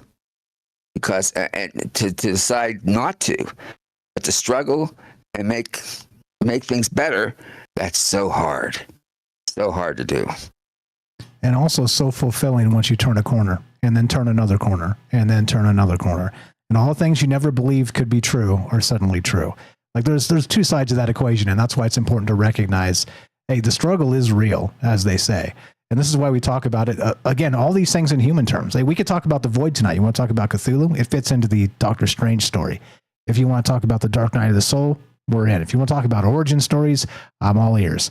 This is the whole point. Non-linear, open-ended, and kind of looking at the ideas in a different way, and not politically. What else you got for us, my man? Well, that's basically it. I think that I don't want to repeat myself, but I think that anybody listening out there, if you're having any struggle, if things have turned bad for you, take my father's advice. Don't let yourself stay on your butt. All right, get up and face the wind, and all it takes is take one step and another step, and it may take a while, and it probably will. But if you keep walking against that wind, you'll make it. 100%, which is my point for being here, by the way, is to hear these stories, to talk about this stuff together and recognize, look, I'm a person, you're a person. Together we're, like I say, I'm me, you're you, together we're us. And there are other people going through a bunch of things that you may never expect. And if we don't talk about them together, then suddenly the professionalism of corporate humanity usurps the idea of what true humanity is. And this is what Troubled Minds has become, and I'm very proud of that, and glad to have you as part of it. I'm thinking to myself right now. This is very interesting. This is one of this topic that you've picked may be the instrument that gets me off my butt and gets me to want to write again. Amen, brother. Let me know. So in the dream we had, I caught you in the garage and I held you down and I warned you I was about to do a show that would shake you to your core and make you start writing again. So have that dream tonight, or don't. But maybe you contacted me and told me you needed this, and here I am for you. Yeah, maybe. Okay, Michael. I'll get off and let somebody else take up the airwaves. You're the best. Appreciate you very much. The Roberts. Get back to writing. By the way, go check out his book if you have not. Again, The Robert Affectionately. Robert, of course, is his name. The Robert is his mentor name for his writing group, and we've become part of his writing group in the larger context here. Go check out his book. Let's inspire the man to continue writing. You know how to do that is to buy the book he's written and published. It's called Stories from a Fractured Mind, the Robert Collection. I know that. He sent it to me, a couple copies, full disclosure. I read it. It's very good. He doesn't pay me to say that. And do check it out. Do check it out. Like I said, Rod Serling meets Philip K. Dick, kind of in that space. It's a very Troubled Minds sort of saga. And it is it's a super easy to read because it's not heavy and dense like the Lord of the Rings or something. It's a bunch of short stories together. So definitely go check it out. Again, troubledminds.org/friends. Scroll down and you will find it says The Robert all the way down there. Let me get my big head out of the way. All the way down at the bottom of The Robert. We added the T there to give him the affectionate surname of The Robert. And check it out. Go visit the link. Go buy it. It's on Amazon. You could buy it tonight and probably get it tomorrow and be reading it by this time tomorrow night. Please help our friends. Please help the Robert. Let's inspire him to continue writing because he's a talented guy. And we need to hear the things he has to say. That's what human inspiration is about. This is what collaboration is about. And this is why I'm here talking to you guys, proving to you, even a knucklehead like me can show up and do something like this. You have to commit to it. You have to want to be good at things. You have to practice. And then look what happens. Look at all these amazing folks that have spontaneously manifested out of it. You were always there. But now we're here together. You get it? If that's not inspiration, I don't know what to tell you. James, anything on what Robert said or anything else you got? We got a couple minutes left before the break if you got anything else to add. Yeah, I mean, just talking about being here and part of this community, I wouldn't have a co-host I have now on weekends without being here. At least not the same one. I guess maybe eventually I might have had someone else, but not the same one. And grateful for that, and to you and to Jen for making that possible. But also I do agree with Robert on the Marvel thing. It may be controversial. I'm sorry. That's how I feel. I don't like when major corporations buy smaller companies that have been doing just fine with their fiction, writing their fiction for decades overall, and then do what they do to them. But anyway, ironic enough, I have switched over in mostly from writing to doing my shows, and it's not that I'm ruling out ever writing more, but I've definitely changed my focus. And it's for a while I was kind of worried about maybe was I done writing, and I thought maybe I was, but now I'm just to the point where if I feel like it, when I feel like it, I will write more. That's fine. But until then, I'm not going to force it either. And whatever happens will happen, and we'll go from there. And that's been part of just changing and just pushing forward. Because going back to what he mentioned about, giving up, that's what I did for that 10 years or so. That I mentioned earlier. I didn't know what to do. I did some writing here and there, but overall, I was just existing. I was just killing time. And it was okay, but I always felt like I wanted to do something on a regular basis. I wanted to have something to do on a regular basis. And so I'm really grateful now that I have that with the podcast and everything that I do. And also being able to call in as much as I'm able on your show as well. So thank you for having me. We're glad to have you. We're glad to have you. And this is the thing, right? If you're doing it right, that butterfly effect does play, and sort of that inspiration effect goes. And look, I've been inspired by a great many people, and I'm continued to be inspired by many of you guys that show up and again call in and with the great chats and all the things, send me the amazing emails and encourage me to keep going and tell me again some private thoughts. Sometimes don't share this, but here's some things that happened to me. Like I get a lot of those type of emails, and thank you for sharing those ideas. And everybody has an origin story on what makes you a massive weirdo. And again, I'm a massive weirdo, so I don't mean that in a derogatory sense. I mean it in the sense that if you consider what we're looking at and what we're dealing with in an upside down world and you don't notice it, well, maybe the joke's on you and it may not be the best. So let's talk about it. Let's consider it together, and let's wonder why some of the things that we think about are not verboten. At least they shouldn't be. But we'll talk about them anyway. Love to hear your thoughts on this. 702-957-1037. You can click the Discord link at troubledminds.org. I think, Jorge, you're welcome to jump in here. We got Derek the Night Stalker coming up, I think at the bottom of the hour. You tell me. More on the way. Don't go anywhere.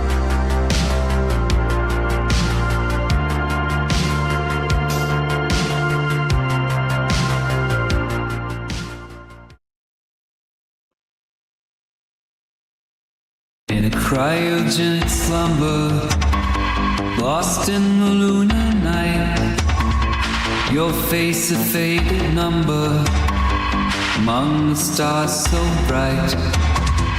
Dreams of forgotten echoes, waiting for time's command. Curtains of gray and sorrow, the lonely lunar sand. Below the moonlit sky, of the love we try, silent by your ancient souls reside, suspended in a story, kept in the cold dark tide. Our futures in the making, silver-edged domain, hearts kept in silent aching, till we meet once again. We are awakened below the moonlit sky, to the fragments of the love we tried.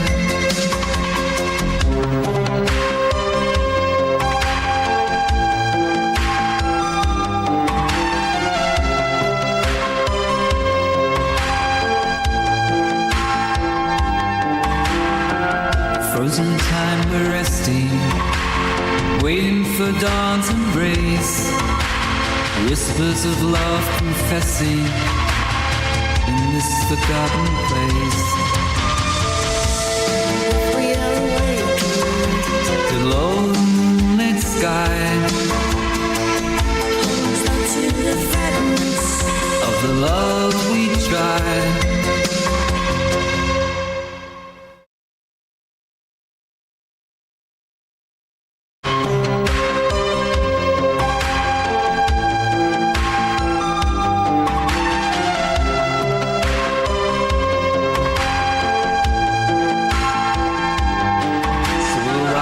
With the morning glow, and the light will come to know. We are awakened below the moonlit sky, up to the fragments of the love we tried. In the depths of lunar silence, our destinies intertwine. Memories kept so vibrant in the vacuum deeply mine. The tale of cosmic yearning across the astral sea, and the fires of hope still burning for when we finally breathe free. Indeed. What's up, guys? Hope everybody's well tonight. If I missed you in the chat, just say hi. What's up, Jay Winch? Sonia Hirsch is here. What's up, Don Matzow, Gaston? We got Chef Pete. What's up, Dragon Rose? How you doing, Linda? We got Michael W., Molly, DJ in Kansas, Ricky, Eric, APOC. That's the Robert and Jeff and Wisco. You guys are the best. We got Derek the Night Stalker coming up. More from James if he's got it. And then Ricky after that. I see you guys in the chat. Yep. Welcome to the joint. Cubs Future is here. How you doing? Good evening. It's a little emo. Anyway, I'm over time. Here we go. Trouble Wine's happening. Right. Meow.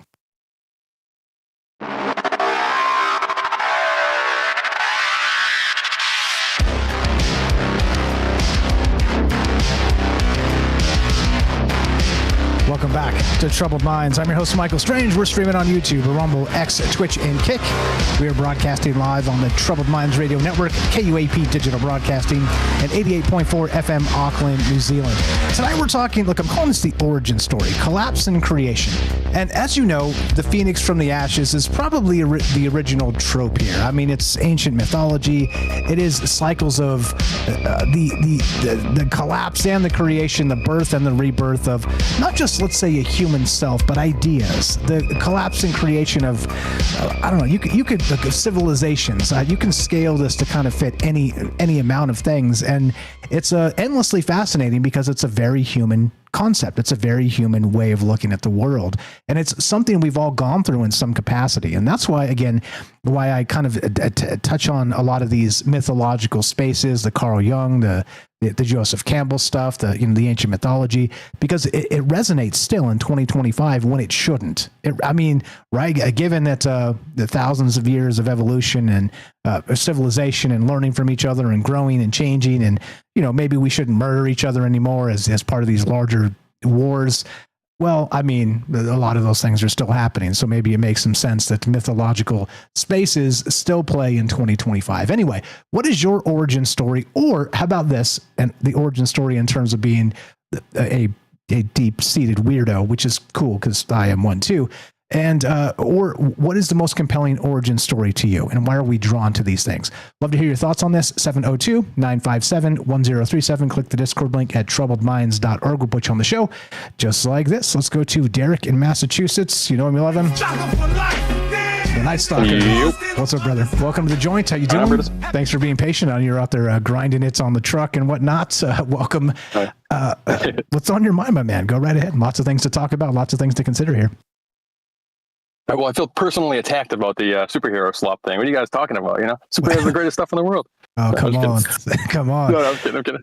We're definitely in a low point right now, for sure. We're definitely in a, superhero fatigue is the kind of the catchphrase or whatever, but that's also, I listen to a lot of like old stuff. So I'm listening to like movie fights from like 2015, and they're using the term superhero fatigue at that point. They were talking about superhero fatigue when like X-Men came out in like the early 2000s and stuff. So I think right now, like Robert kind of nailed it. It's corporate slop fatigue. It's like, it's kind of, and superheroes have been the peak of pop culture for 20 years now, since like Iron Man and Dark Knight in 2008, and we're in 2025 right now. So there's like multiple generations. Gen Z and Gen Alpha have all like been born into it. They don't consider it to be cool. It's millennial stuff for them. But do I think that they're pivoting to something better? No. The biggest movie of the year is the Minecraft movie, which is straight up garbage. And then the biggest movie right now is K-pop Demon Hunters, which was written by AI. It's like they're not pivoting to anything better. It's just like they need something recognizable but new is what's going to be the next few years. So like Barbie, something new but a recognizable brand. Like Minecraft, something a new form of medium but a recognizable something. But it's still kind of corporate slop. What do you think about that? But yeah, we're just it's a tough time to be a diehard superhero fan right now, for sure. Yeah, no. I'm with you. This stuff is definitely complicated, and just because I think there was a little bit of a fall off. I did like, for instance, the second Doctor Strange. I thought it was good, but I think there was a fall off from the first one, and I think we're headed there. I don't think it's because again that we're out of stories to tell. I mean, look at the stories we tell on a nightly basis with all manner of things. Like we're sort of fracturing all manner of ideas into things that could be made into novels, that could be made into comics, that could be made into movies. And if you're watching us and listening to the ideas that kind of flow through this show, a lot of them sure are based in ancient ideas, but also as we grew up sort of in the pop culture realm of, our space there, our time slice, as I always like to call that we've learned a bunch of that. And I don't know, like it's almost as if they don't know what we want. I mean, they just don't know what the audience wants. They're just like, well, this made a bunch of money, so let's try and do that again. And it's like, well, bro, you also did that 5 or 6 or 7 times now, and so we're kind of tired of that. Maybe do something else. I don't know. It's weird. We're in a weird spot and stuff. And I won't get too into it because it'll take up the rest of my time, basically. But like, part of it too is the kind of we talked about before with the end of monoculture is bringing the kind of last gasp of connective tissue of society as like, hey, this corporate slop is bad, right? We can all agree on that it's bad. We don't like this new stuff, and that's so the popular thing to do is to say that something is bad, basically. So like Superman just came out this summer, might be in the top 5 superhero movies of all time, but it's not doing that well financially. It's doing okay, but I mean it's definitely like it's not making $1 billion. It's half that, and it's critically acclaimed. So we're leaving the space where you can just like send out any garbage superhero movie and make $1 billion off of it, So they got to readjust. They got to start telling better stories, or they got to start. I mean, the Marvel problem is that they don't have finished scripts before they start rolling tape, which is not good for making movies and stuff, But like the mythology aspect of it, that's what these superheroes are. That's kind of why we talk about this a ton too over the last few years. Like our God's Birth spandex, because no, like that whole idea. These characters are just reinterpretations of ancient myths and ancient gods and ancient figures and stuff. Like Flash with Hermes and Mercury and that kind of stuff. Like these are just archetypical forces that have been repackaged for a new era, kind of. And we might be coming up at the time where there's going to be something new. Like before Superman, there was no superheroes. So the idea of, I don't know. So like, I don't. People keep saying it's going to be video game movies or it's going to be anime, live action stuff, and it's just I don't know if it's been invented yet. It's kind of where I'm landing on it right now. That superheroes before superheroes didn't exist. So I think something new might be invented in the next couple of years. That might be the next 100. Superman is kind of my origin that I want to talk about. But what do you think about all that? Yeah, no, back to the beginning, right? Maybe go back to the Titans, or even sort of fast forward to the future and think about AI systems battling maybe alien superheroes in some capacity. I mean, like there's so many ways to kind of take this fractally, but also it's got to be compelling enough for people to watch or want to watch. So as usual, like a good idea is a good idea. However, you have to be able to tell the story in a compelling way, or else it's just more trash. And so that becomes the skill. That's the art of it. That's why AI can't replace people in this context yet. It's creative, but is it creative enough to do something like that? And I'm not so sure. I think we got a ways to go there. We've been tip of the spear here, the bleeding edge of AI systems and kind of using these things and having them make poems live on the air and all kinds of stuff. We've done all kinds of things on this show as part of it, learning the capacity for this.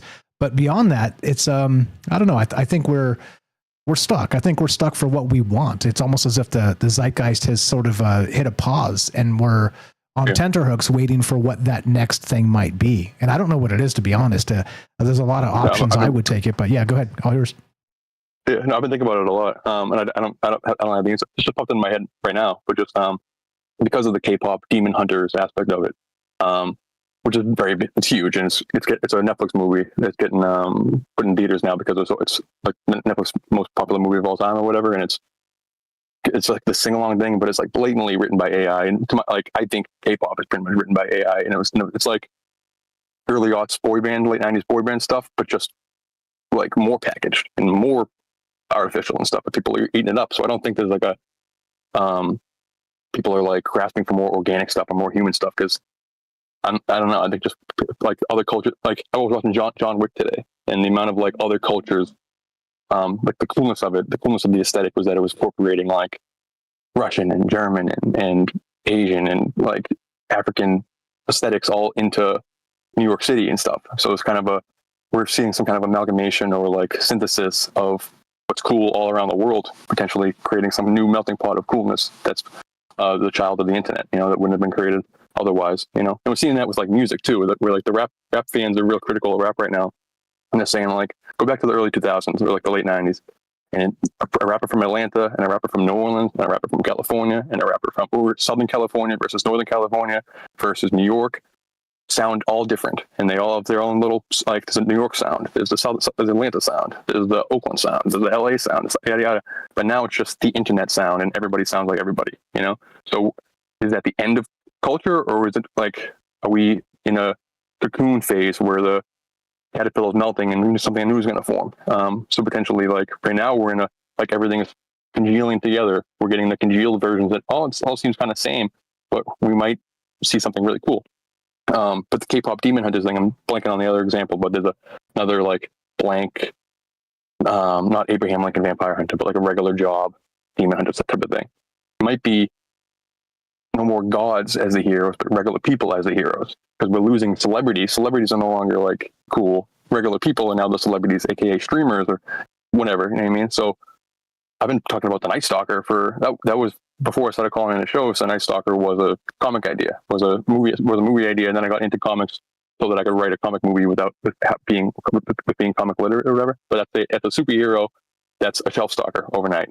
You know what I mean? So it's like maybe that's the next thing. It's regular people taking upon these myths and stuff. It's like, you know what I mean? So it's gods to like mutants as gods or aliens as gods or regular people with powers, whatever. And now it's like demigods, K-pop singers or grocers or like garbage worker, like, you know what I mean? Like garbage, like Bigfoot hunting garbage man could be a thing. You know what I mean? Like that type of stuff. This could be going into the. I'm not going to tell you what heroes. I do, but I certainly could write my job into a story like that. Exactly. Yeah. Like an actual superhero bit. I told you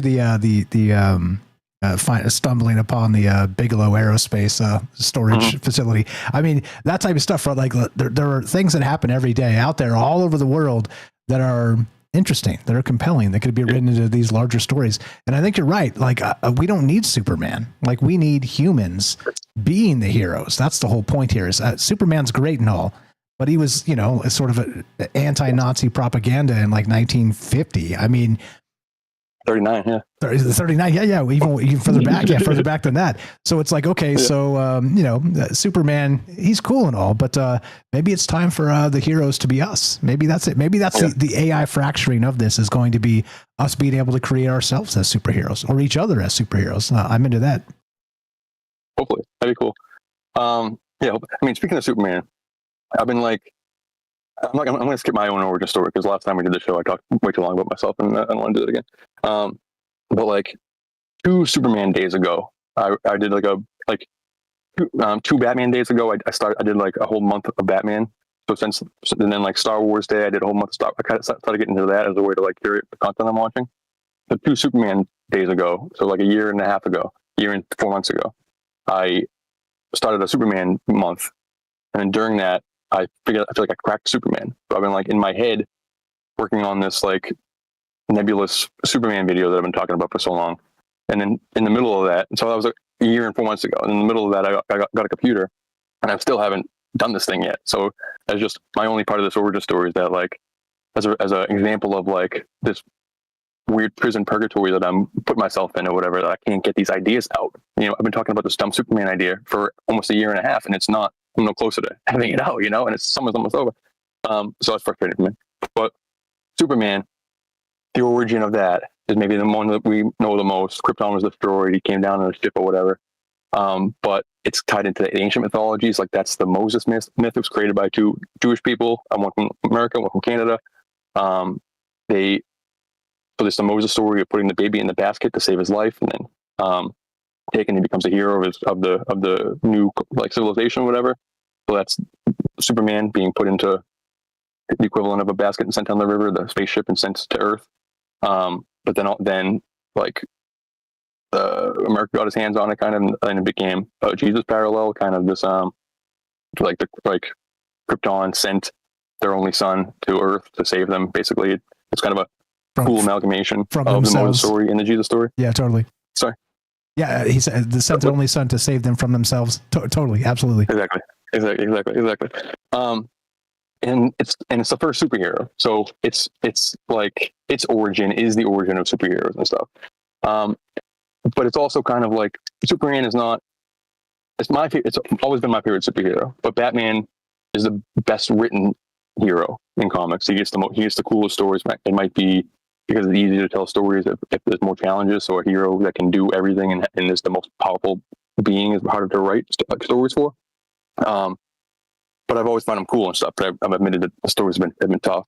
But the kind of the origin has been unexplored. There's unexplored parts of the origin and stuff. So I feel like I've cracked these unexplored things, and then I want to save Superman. I feel like my life has come to the point now where I've been like germinating in this culture, and the skills that I have is to kind of synthesize ideas, to come up with my own ideas, like blah, blah, blah, that I've kind of done that for Superman. And if you have a couple minutes, I'd like to, as much as I can, like spit out some of the stuff just to get it out of my craw here, because it's stuck in me. Yeah, totally. Absolutely. Go right ahead. Love to hear it. All right. So I'm going to kind of ask in the form of questions, because Superman is the most iconic superhero, potentially. So, and if you don't know, don't be embarrassed, because nobody knows. That's the whole point of it. Why does Superman, like, why does kryptonite hurt Superman? Do you know that? What's your guess? We're doing quiz style. I mean, just like the only way I can possibly get through all this data. It's going to be a 2-hour video, so I'm kind of crunching into 8 minutes here. That's fine. We'll see if I can do it. Okay, so because it's from his planet Krypton, which is from the red star, and he gets the yellow star here. I don't know. Like, I'm not sure why why it makes any sense in that capacity. I think maybe you're onto something. It doesn't make any sense. Because it doesn't make any sense. That's the whole point. Yeah, it doesn't make any sense. That's the whole point. So he gets his point. Yeah. So he, like, the kind of the consensus for, and it's been so like 80, 90 years of history. So there's a lot of different people that put their spin on it, but still it hasn't really been correct. But essentially, Krypton is this futuristic paradise world or whatever.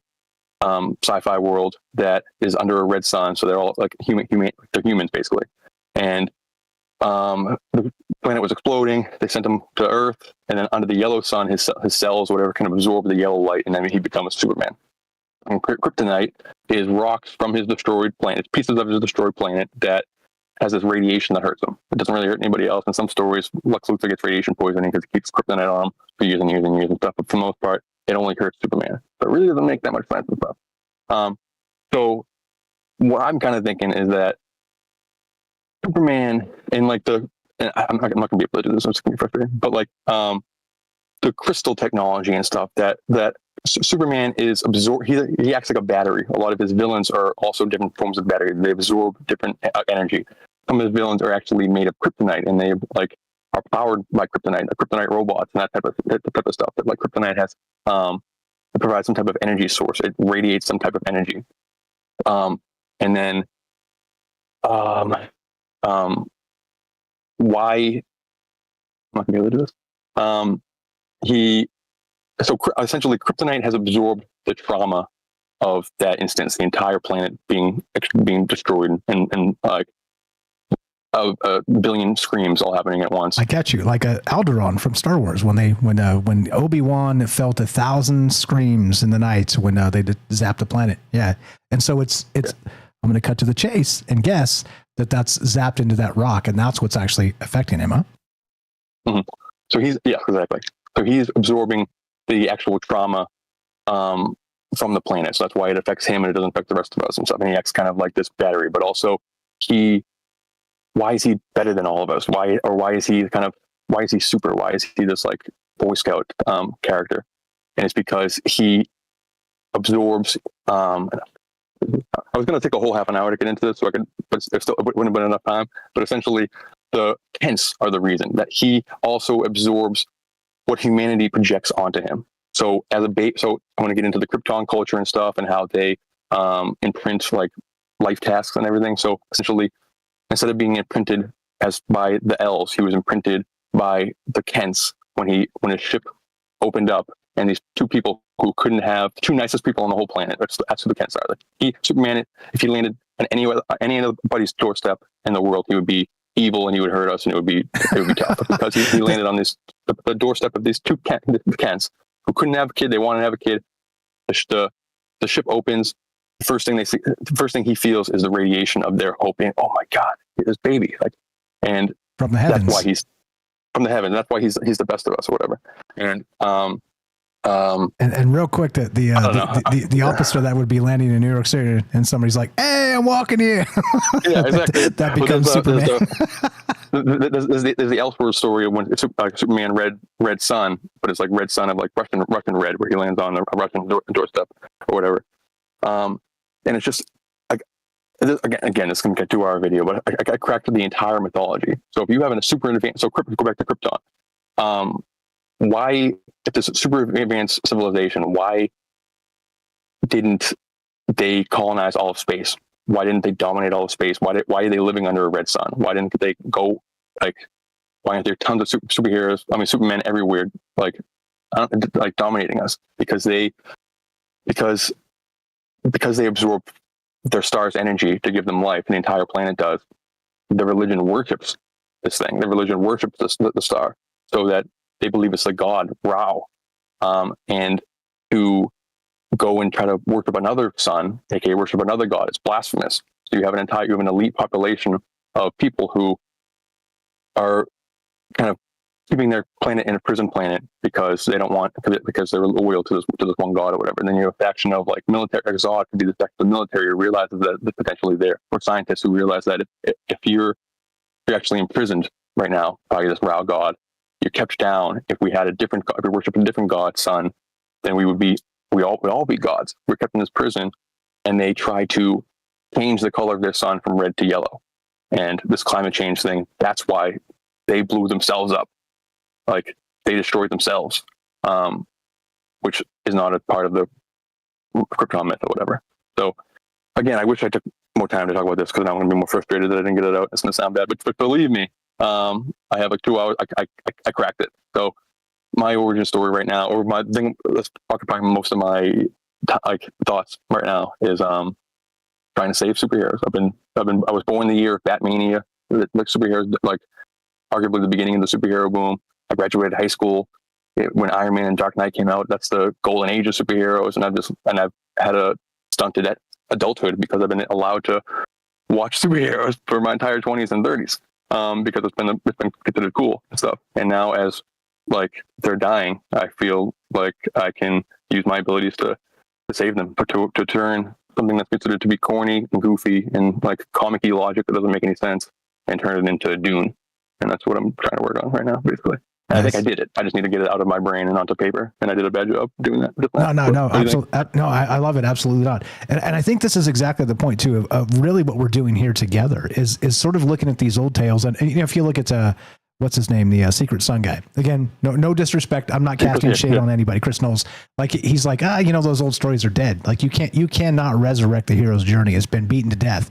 And I don't know. I think it's too ingrained in us to really just kind of cast aside and say, well, just because it's been done 10 million times doesn't mean you can't do it 10 million and one.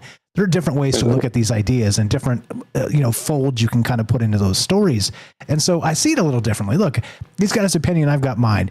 But you in particular are very locked into this, and it's good. This is good. Like, you know, some might say like, James, for instance, he's like, I was just kind of playing video games and listening to podcasts, and it's literally made him an expert in his field, right? And he doesn't want to admit it, but this is the type of stuff that will become very human things, because eventually we talk about these AI systems sort of gobbling up,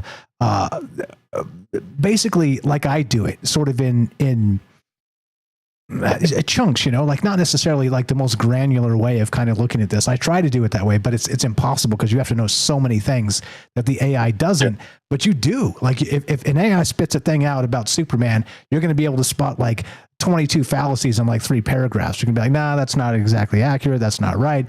This type of stuff. And these are going to become human traits. These are going to become value, whether you think so or not. So don't despair on that, man. Like don't, again, you're always kicking dirt in your own face, and you shouldn't be, because you're brilliant and amazing. But I am looking forward to that. And by the way, if you need help setting that up or creating the video, you let me know. You let me know. We'll peel out a Saturday or something, or time when you have time, and I'd love to help you. I'd love to be part of that and help you release that and help you edit it or whatever you want, man. I'm here for you. Okay. You let me know what you need. It exists in my head. The notes kind of exist. I just know it's going to be a 40-hour birth to get it out of my body, and I just don't have. I haven't had any vacations. I haven't had that in the last year. So I know that like once I get started on something, it's going to make it so I can't like work that night. That's going to be tough. So I've been thinking about: is there a technology where me, you, and James can just talk for 2 hours, and then we can put that audio into a AI text, and I can turn it into text for me, and then I can just edit that, and that'll save me 15 hours worth of time right there. Yeah, totally. Yeah, absolutely. Yeah. We can do that. We can do that privately and record it. That's really all I need. And then I got you. You let me know when you got the time, James. We'll set this up. We'll do this, and we'll talk about this. Absolutely. Just to put a little bow on it, though, but just for the origin, I feel like I am living in my dark night of the soul, and I feel like I've been doing it for a while, for too long. Too long. It's gonna make me start like crying a little bit, but without that, I wouldn't have absorbed this content. I wouldn't have become the Night Stalker. I wouldn't have met you guys. There's a lot that wouldn't have happened if I didn't have this pathetic origin story. So hopefully we can all help each other to get out of it and keep going on the hero's journey together. But keep going, you guys. Everybody keep going. Sorry for rambling. You're the best. It's not pathetic, man. Stop it. Stop doing that. Stop doing that to yourself. We appreciate you very much. Thank you for popping in here. You're the best. You know me, love them. TroubledMinds.org/friends. Scroll down a little bit. You bet your bippy. It is the Night Stalker, and it is under N, as you would expect. Go follow his YouTube channel.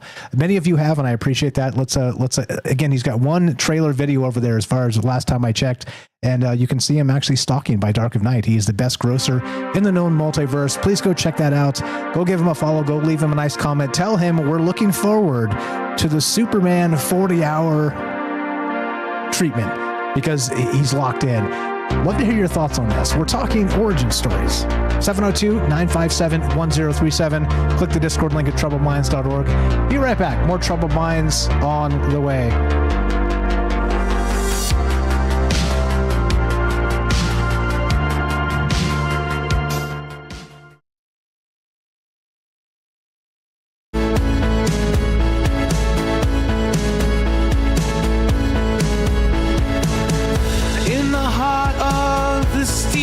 Jungle, machines hum, a digital rumble. Gates of cyber open wide. Plug us into cosmic tide. Feeling sparks across the sky. As knowledge flies, we're amplified. Stargate, Stargate, Stargate. Open to the arcane fate.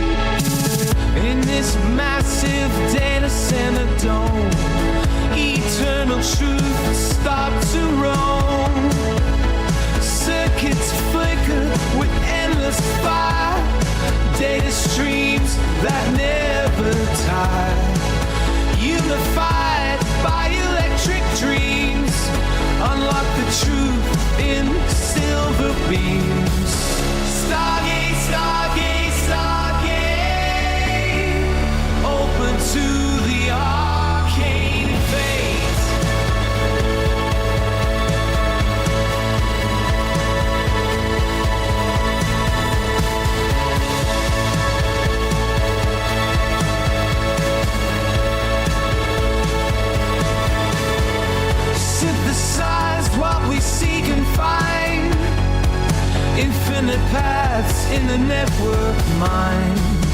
Answers buzz from star to core. Knowledge whispers evermore.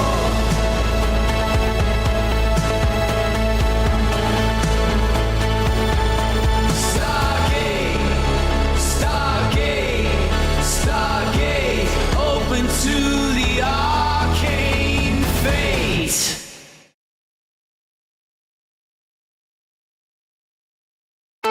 In realms where the data streams collide, imagination and logic side by side. In the labyrinth of digital names, we transcend our earthly ways. Tapping keys like cosmic tones, spikes become our whispered homes. Stargate, Stargate, Stargate, open to the arcane fate. Indeed. What's up, guys? Hope you're well tonight. Thanks for the calls, everybody, and thanks for considering the ideas. So what's up? Ricky's coming up next. We got you, buddy. We got Eric Apoc is here. That's the Robert. Thanks for the call. We got Jeff and Wisco, Roving Fungus. What's up, Chef Pete, Dragon Rose, Linda? How you doing? Michael W, DJ in Kansas, Gaston, Matsell, Sweets, Dawn, Hirsch, and Sonia. Hope everybody's well tonight. Just doing what we do. Y has arrived. Puff. Good evening, guys. The real JB. I see you. Hiker is here. Raz. Yeah, lots of hey, it's almost as if kind of you walk into the bar and it's like, hey, what's up? Welcome to the thing. Jen's over there on YouTube. Welcome to the joint. Thanks for hanging out and staying up late with us. What's up? Who else? Mr. Mission Control. Thanks for the call. Yeah, Steve in England. How you doing? Sweets is here. Sweets has arrived. The party can now begin. Good evening. Good evening, Lily in Australia. I see you there. Hello, hello. Welcome to the thing. Welcome back to the thing. Yeah, I don't know. This is I think like I talk about this stuff a lot, but it's important to recognize, I think, in my opinion, and I could be wrong, of course, but I think if we recognize what human spaces mean going forward, I think, it's sort of a hedge against this AI stuff that's, fast encroaching, because it's going to be wrong on a ton of things. And as they sort of delete and devour the internet into this massive conglomerate space of ideas, that's one singular prompt, our wisdom, our knowledge is going to play greater than ever. And so it's a great, I'm glad Derek was talking about that stuff, because to others outside of this group, it may seem frivolous, but it is absolutely not. It is one thing that we need to hang on to, is that there's a lot of spaces, not just historically, but also in some of these fictional spaces that's also tied into the historical aspect of being human that, is worth hanging on to. Yeah, here we go. Troubled Minds coming up. We got Ricky, more from James and your calls as well. Here we go.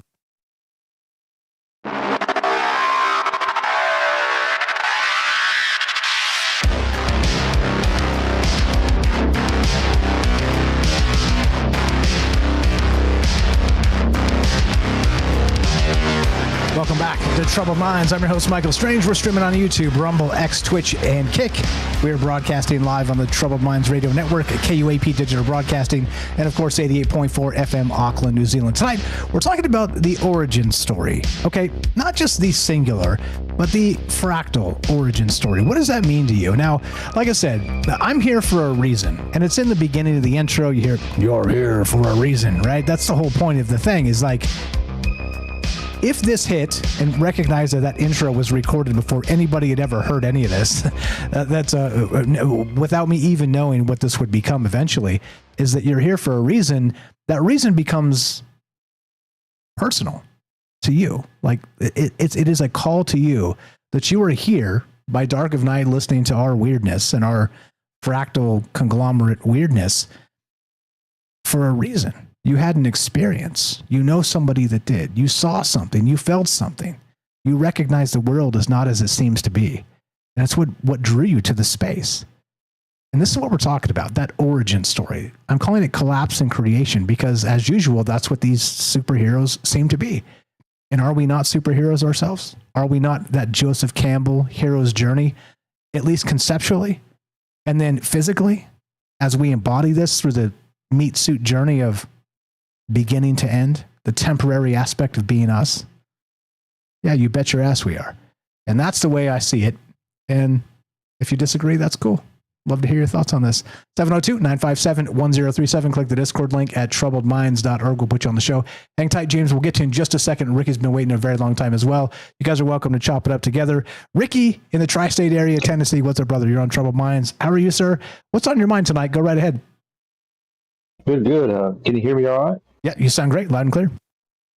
Okay, just making sure. I got some upgrades coming, and I'm pulling stuff apart, and I was hoping some upgrades would show up today, but it didn't. So I hate when that happens. Oh, well. I've got that too. I was supposed to get some stuff arriving today via Amazon, and they're like, "Oh, it'll be there tomorrow." I'm like, "Bro," I was hoping to tie in a new thing for the thing tonight. Anyway, whatever. Anyway, I feel you.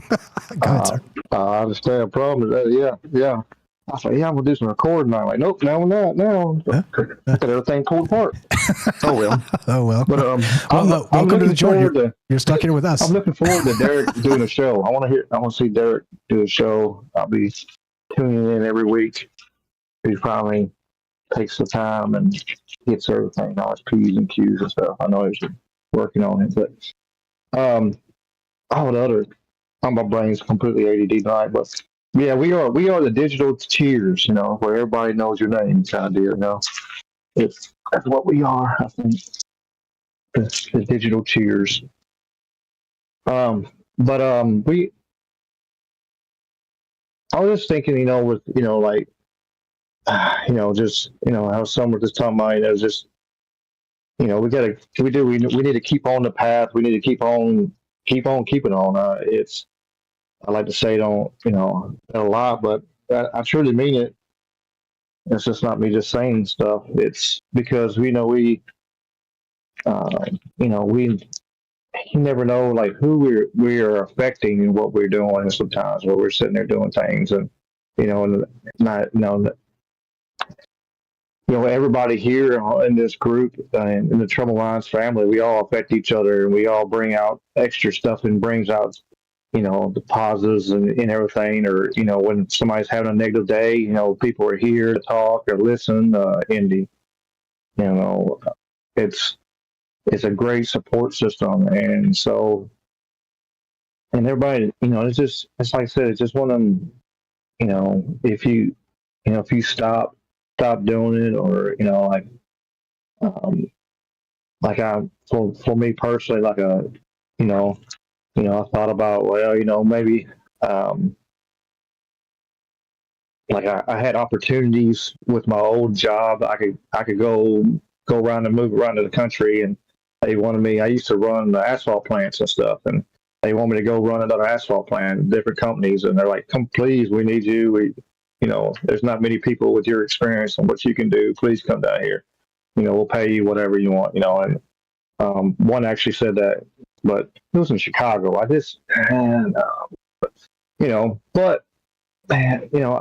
I would have had to lose. I would have had to shut down my gym. I would have had to lose that part of things, and so I turned down a whole bunch of money. But it's because to me, it's not about the money. It's about the affecting lives, and when you have people, and you're like, man, and I had moments like, man, what am I thinking? I could, throw away 6-figure salary, what am I doing?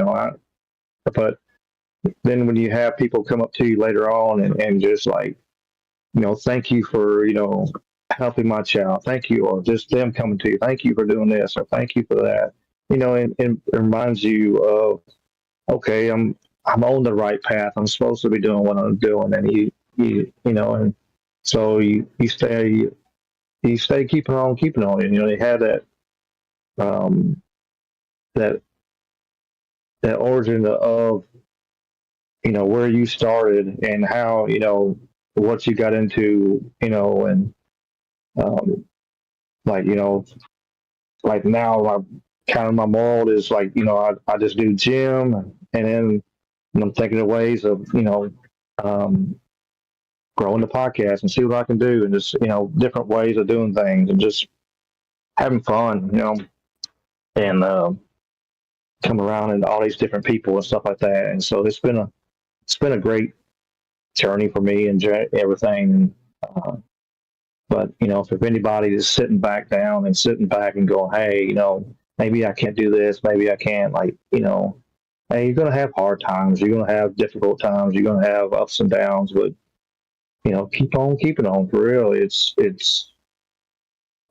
you'll see it, eventually you'll see the fruit of your, of the hard work you put in,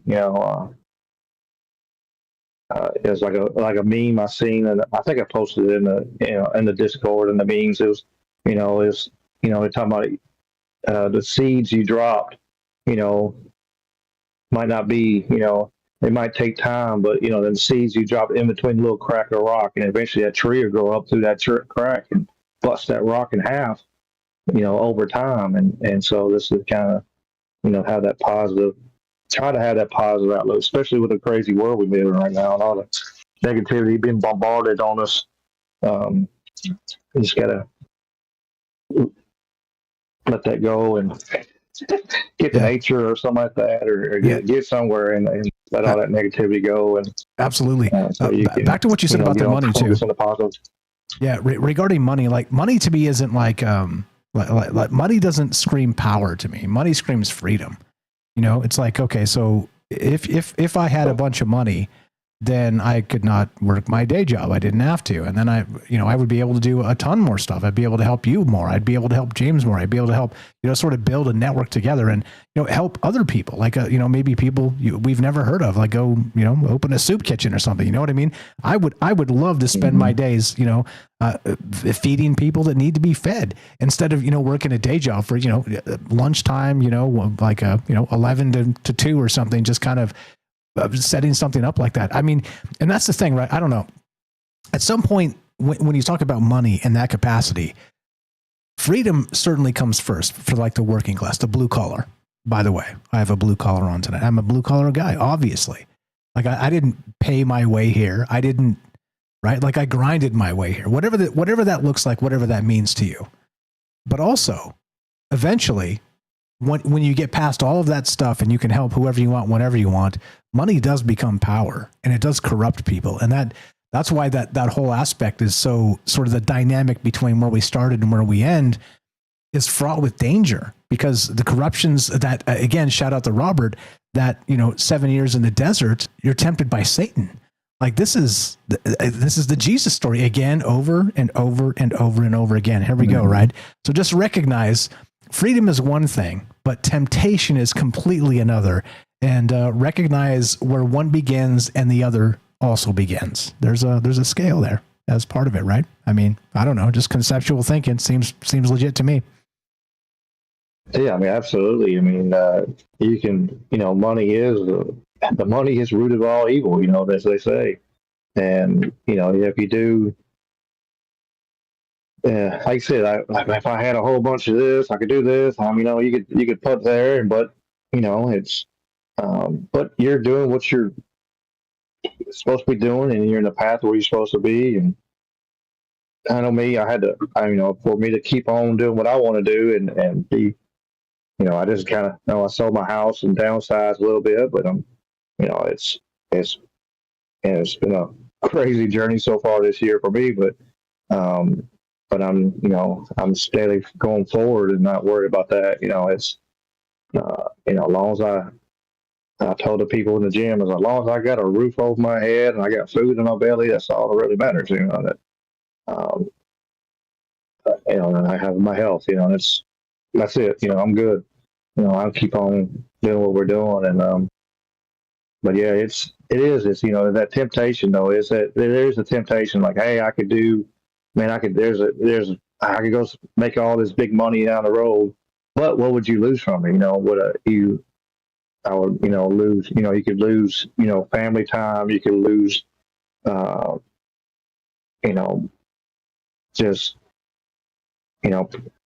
family time, personal time, all that kind of stuff. Hey, I'm working all these hours to make this money, but, is it, at the end, as it bounces out, hey, am I really doing, life's only here for a moment, and you look back and go, damn, I used to work 65, guaranteed 65 hours a week, all the way up to 90, and I was doing 65 and plus the gym every week, and it was just like, man, I don't have time for friends. I don't have time for family. I don't have time for anything. And it was, I know me personally, I had to, something I had to give, so, but it's that many hours. You barely have time for a cat, and your cat's pissed off when you get home, and that's never good. Yeah, exactly. Exactly. Yeah, it's a good. I mean, this is a good thing. So you drop some of this stuff, and so what radicalized you? What's your origin story of that? What was it? Was it that literal like on your shoulders the weight of the world of just doing 90-hour weeks? You're like, F this, I'm done. Was that what sort of radicalized you to sort of look at things a little differently? Some, I would say some of the COVID stuff is, where life changed so quick, and like I still did everything I wanted to, but like just the the thought of hey, I don't know when what tomorrow will bring, and people losing their loved ones and stuff like that, and how many is using all these hours, and then work kind of messed me over a little bit. That we had I run an asphalt plant. They hit a huge mixing drum on it that mixes all the rocks and sand and liquid and all that kind of good stuff. And my old boss before he retired was telling me it was wore out. I was telling him it was wore out for years, and then told my bosses and like right up to the VP and everything, and it came apart. It absolutely came apart. Shot stuff out the side of it, and they went to the president of the company and the VP and my committee boss and told, well, Ricky wasn't doing maintenance, so what was wrong with it? It was Ricky's fault, and literally threw me under the bus. And all. I'm like, I gave y'all 18 years of my life, and this is what 65 to 90 hours a week, and this is what the respect I get. I bide my time and got my ducks in a row. I'm like, I'm not, it's the part of the corporate America and all that, and I was like, I don't want to be part of that no more. I'm done. I'm good. Yeah. I'm sorry to hear that about you. Like all those years, that happened to me way early on. It was like 5 or 6 years of my life, and I had who I thought were my friends that I went out of my way to help constantly and continually lie about me. I was like, what? Like, wait, hold on. Say that again. I swear I misheard you. And then they say it again, like a flat out blatant lie about me, and I'm just like, yeah, it triggered it in me. Like the spiral, like I was never fired or written up or anything like that, but it was still just like this spiral in my guts, recognizing that the people around you are piranhas and they would eat you alive to keep their job, knowing they screwed up, but they'd rather dump it on you instead. And if you weren't part of that cabal, corporate America can kiss off into the air as far as I'm concerned. And that's part of what radicalized me and actually spawned my dark night of the soul, or one of them anyway. So many. It happens. It's sad it happens that way. You do. You got people, and like the company I was with, it was like, well, we're a family. They're always throwing that, moniker out there like that. And like I said, and then after that happened, the president stuff wouldn't even shake my hand for a long time until I actually made him one day in front of everybody. Just walked up there. And the guy was a big guy, like 6'8", like 300 pounds. I just walked straight up to him and stuck my hand out there and made him shake my hand in front of God and everybody. But it was one of the things like, y'all. And then they turned around and they put me in their plant. They set me down to put me a level down. And then the guy was about to retire. Well, you're going to have to step back up. I said, I'll be gone before he is. Don't worry about me. They want me to step back up and take back the responsibility. I'm like, no, y'all burnt that bridge. It's over. No, thank you. Double no, thank you. And also stuff it and never call me again. Yeah. I mean, I got some names still stuck in my head of individuals that I will never forget, and not in a good way. And it's like, okay, all right. I've adopted the mantra, I forgive, but I will not forget. Absolutely, 100%. Absolutely. And just a whole other ADD pop, on superheroes, I think, we all superheroes and stuff, just on a whole different tangent. It's always, especially now, everybody, all of them are so superpowered, overpowered, and everything. It's like, one of my favorites. I mean, I like a bunch of them, but, and I grew up watching shows and stuff like that. But I kind of, the Punisher is the one that's always stuck in my head. Like, if truly he's the one that really you could see it happening. It's just, one bad day situation happened. Something happened, and his family killed, and he snaps and goes, "I'm gonna stop them all." And that could happen to somebody. That really could happen to somebody. I mean, I don't know if he could get through and do all he did, of course, but take out as many people. I mean, it's possible, but just that the Punisher, it kind of reminds me of watching the Netflix series, with Daredevil and Punisher and stuff, and Punisher even said that to Daredevil. He said, "You're one bad day." I think something like that. Kind of paraphrase. He's like, "You're one bad day from, being me." And we all are. We are one huge bad day from being, having that switch flip and going. That's that movie Falling Down. Never happens though. Yeah, Falling Down with Michael Douglas. You guys seen that movie? Oh God. Mm-hmm. Yeah. One bad day. Bad day from the thing. Breakfast. Yeah, absolutely. Like I just that just kind of recircled into my zeitgeist, my personal zeitgeist recently, and I went back and watched a bunch of that and was like, oh dear God, like I didn't understand it then, but I kind of understand it now. I'm not saying anybody should do no, violence is not good. Don't do it. There's different ways to get back at the man. Okay, there are other ways, and again, here I am doing my best as part of it, and I appreciate all you guys here with me, recognizing the things we're saying, also without saying. Ricky, fire stuff as always. What else you got? Go right ahead, sir. That's it. I just really wanted to, I was sitting there thinking about, this, y'all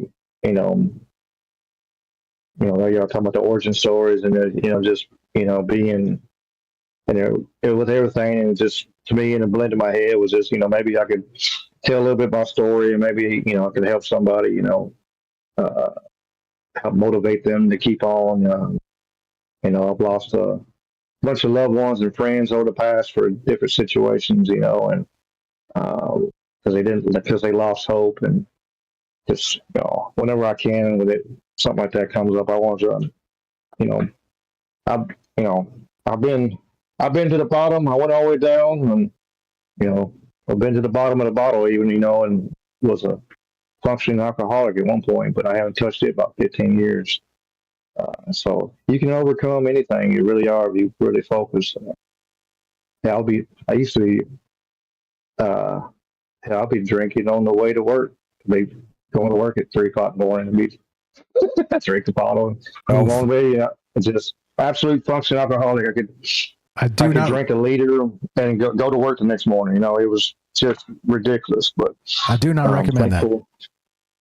No, I don't recommend it either. It costs a lot of money and could cost you your life, because there's a bunch of situations I shouldn't be here. I got lucky. Quick fun story. I remember I was before we run out of time. I was heading home one day, and then I ran into some friends of mine, and I parked my truck sideways in the middle of the highway and talking to my friends, and the officer came up from behind me and pulled over, and I was dead in the rights. Like I was done. Like I was going to jail, DUI, no doubt. And I knew the officer. Only thing saved me. He's like, "Ricky, what are you doing?" He said, "I'm talking to my friends." He said, "Go home, Ricky." He said some curse words too, but I'm not gonna curse on here, But he said, "Go home, Ricky." I was like, "Yes, sir." And I turned and I went home, and it was just one of them kind of eye-awakening moments. I'm like, man, well, he should have thrown me on the rock. He should have, because I was just 3 sheets to wind there, and just crazy. But yeah, just anybody listening, or listens later, just stay positive. If you need help, get help. we're, especially if you're part of the family, you reach out to one of us and we'll help you as always. And it'll get better. Amen. It'll get better. Keep on keeping on. Amen. If you guys aren't part of the Discord, please join the Discord. It's a good time to plug that. And it's not, it is one, sort of, let's build the group, obviously, but secondary and equal actually is that this is the type of stuff that people need. Yeah. Sometimes you need a support system that's not there.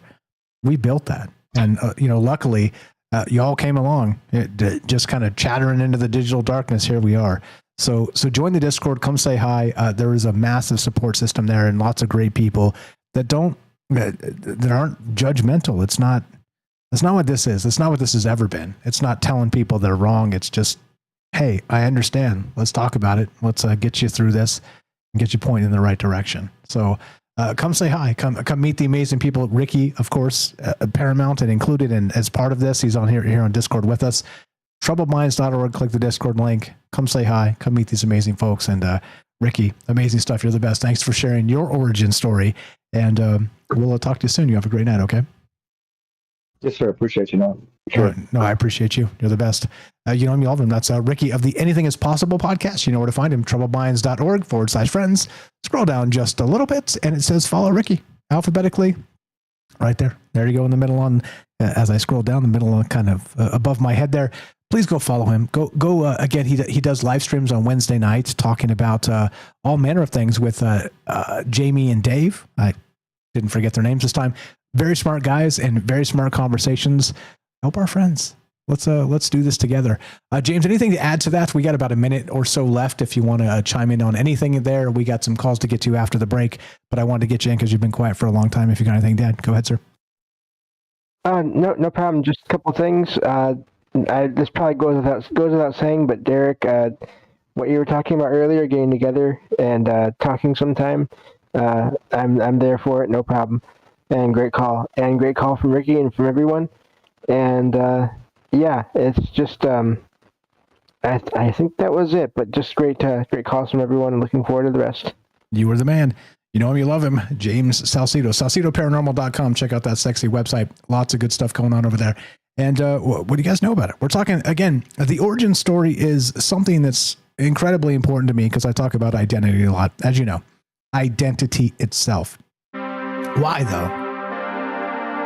As I keep saying, I recognize this is what the war is for in 2025. It is for our identity. It is for defining you. So who gets to define you? Of course you. That's the obvious answer. But what's happening is not that at all. We got some calls coming up. Thanks for being patient, guys. 702-957-1037. Click the Discord link at TroubledMinds.org. This is Troubled Minds. I'm Michael Strange. Be right back. More after the break.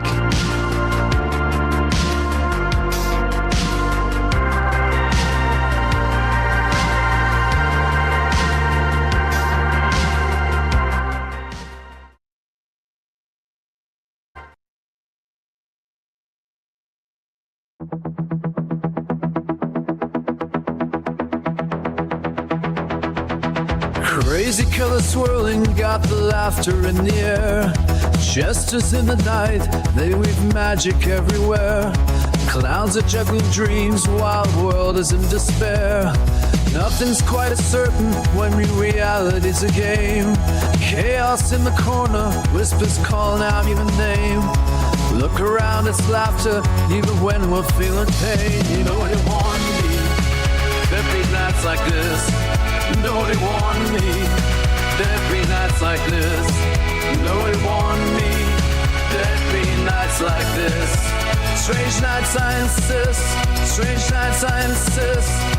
Dancing shadows flicker under neon all aglow, while the stage is set for tales that nobody will know.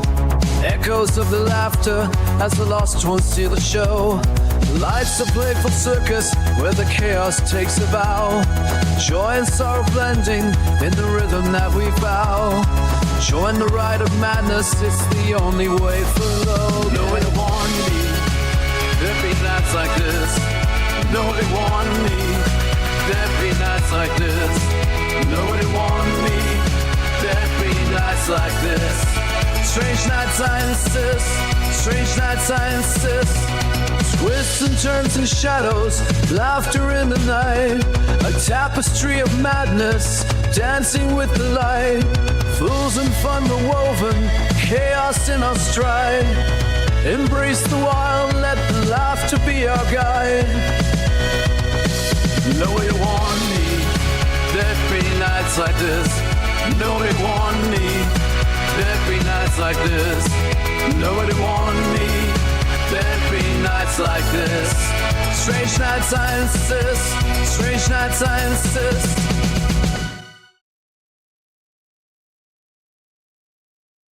Falling in the rhythms, beats that pound and thrum, a flashing carnival where the misfits come undone. Whirling through the madness with our hearts set to ignite. In the symphony of chaos will remain the shining light. Yeah, nobody warned me there'd be nights like this. Nobody warned me there'd be nights like this. Nobody warned me there'd be nights like this. Strange nights I insist. Strange nights I insist. Oh, yeah. Thank you to the Robert over there on Rumble for the generous donation. He says, Night Stalker would know how to put the juice back in those Marvel movies. And I absolutely agree. And this is the thing, too, as part of this. I wonder if, this is sort of the culmination of the next, I don't know, like maybe they're going to pluck talent from places like this, because certainly Night Stalker deserves to be there writing on these things and sort of consulting on these things, because he knows way more about this stuff than the people making these movies these days. It's crazy to consider, but it's true. And so, yeah, maybe, right? Maybe this is the way. Who knows? Thanks, guys, for being cool and chill and hanging out, and all the amazing comments and chat and everything else. And here we go. Troubled Minds coming up. We got Kelly coming up, Eric and Jen, and more from James, and then we'll wrap this up. Thanks for being patient, guys. Here we go. Troubled Minds happening right now.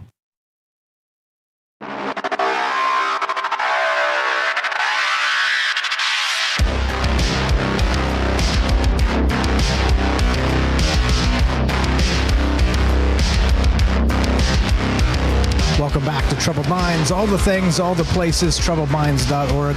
Tonight we're talking the origin story, collapse and creation. Now, like I said, we've talked about this in the past a little bit. However, there's an origin story to you becoming a massive weirdo, to you recognizing the world is not as it seems, and to you, as much as I love you out there, here hanging out with us by dark of night talking about wild ideas. There's a lot of things in play here, and there's something that radicalized you in that capacity. Think about it. What does that mean? What does it look like? And, well, why is this a recurring theme, at least in my mind? Apparently, I'm not the only one. Thanks to all the people out there listening. You guys are the best. Love to hear your thoughts on this. How weird does it get, and what do you know about it? 702-957-1037. Click the Discord link at troubledminds.org. Kelly in Colorado. What's up, my man? You're on Troubled Minds. Thanks for being patient. How are you, sir? Go right ahead and tell me about the audio on the thing. Did I fix it, or is it still broken? Welcome to the joint, brother. Good evening, Michael. How you doing? Pretty good. How are you? That's slowing me down as usual. That puff energy. Not bad, man. Good show tonight. But yeah, you fixed it, so it was good to go. At first, when Ricky first started, I couldn't hear him. So, but yeah, he fixed it. The audio is good. Okay, perfect. And you guys can hear him on Discord. Pretty please let me know. I think everything should be good. So thank you for like I said, perfect. Thank you, James. If you don't point it out, I can't fix it. So thank you for that. Welcome to the joint. Origin story, collapse and creation. What you got? Go ahead, sir. So I want to kind of touch on both those, collapse and. Let's go with that one first, right? So before I go into my origin story, but for me, I kind of look at how there's been a lot of sayings and a lot of people this has been talked about. Like they say that creation comes from destruction, right? Where you have to have something destroyed, and then you have all these worker bees, and then you got creation again. but sometimes I look at that and I just kind of disagree. I mean, I agree to a point to where like something first started, right? You got to have some kind of like, let's say, for instance, I don't believe in it, but let's say, for instance, like the Big Bang Theory, right? And then you have an explosion, and then you have all of teeming of life everywhere, right? But for me, I believe, okay, so for that reason, you know, I kind of look at it as that, you know, that you, of course, you got to have, there was an explosion and then a whole thing, a team of life, right? But why does it always have to repeat itself? You know, people say it's, you know, there's this theory that's around that, you know, everything has to, you know, it's life and death cycle, right? But it's not really a death. It's just, you know, maybe it's just a hibernate. It doesn't really die. It just hibernates. It goes away for a while and until, you know, a turn happens and then life, it comes back again. Because the whole point of life, isn't it to always, you know, to get to a higher, let's say for us, you know, human, you know, in our subconscious, we believe that, you know, to get to a higher dimension, your higher dimensional self, you know, you're going through these lessons of, you know, whatever for your own, you know, your own travels, you know what I mean, of your life, whether it be here or anywhere else. But if you're looking at that, for me, I look at it as like, why there's always got to be there's got to be something to the effect that's either involving that and wants that cycle repeated, or, you know what I mean, that's where you get the good and bad, or I guess, you know what I mean, because to me, there's got to be an outside influence that wants that, you know, that's where, you know, some people think we're stuck in this dimension or this prison planet, you know, where it cycles like that.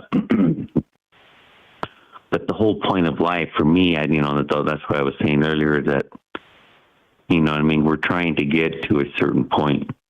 You know what I mean? It doesn't mean that we have to recycle back to this one, but maybe you have to learn a lesson in another dimension or another life cycle somewhere else.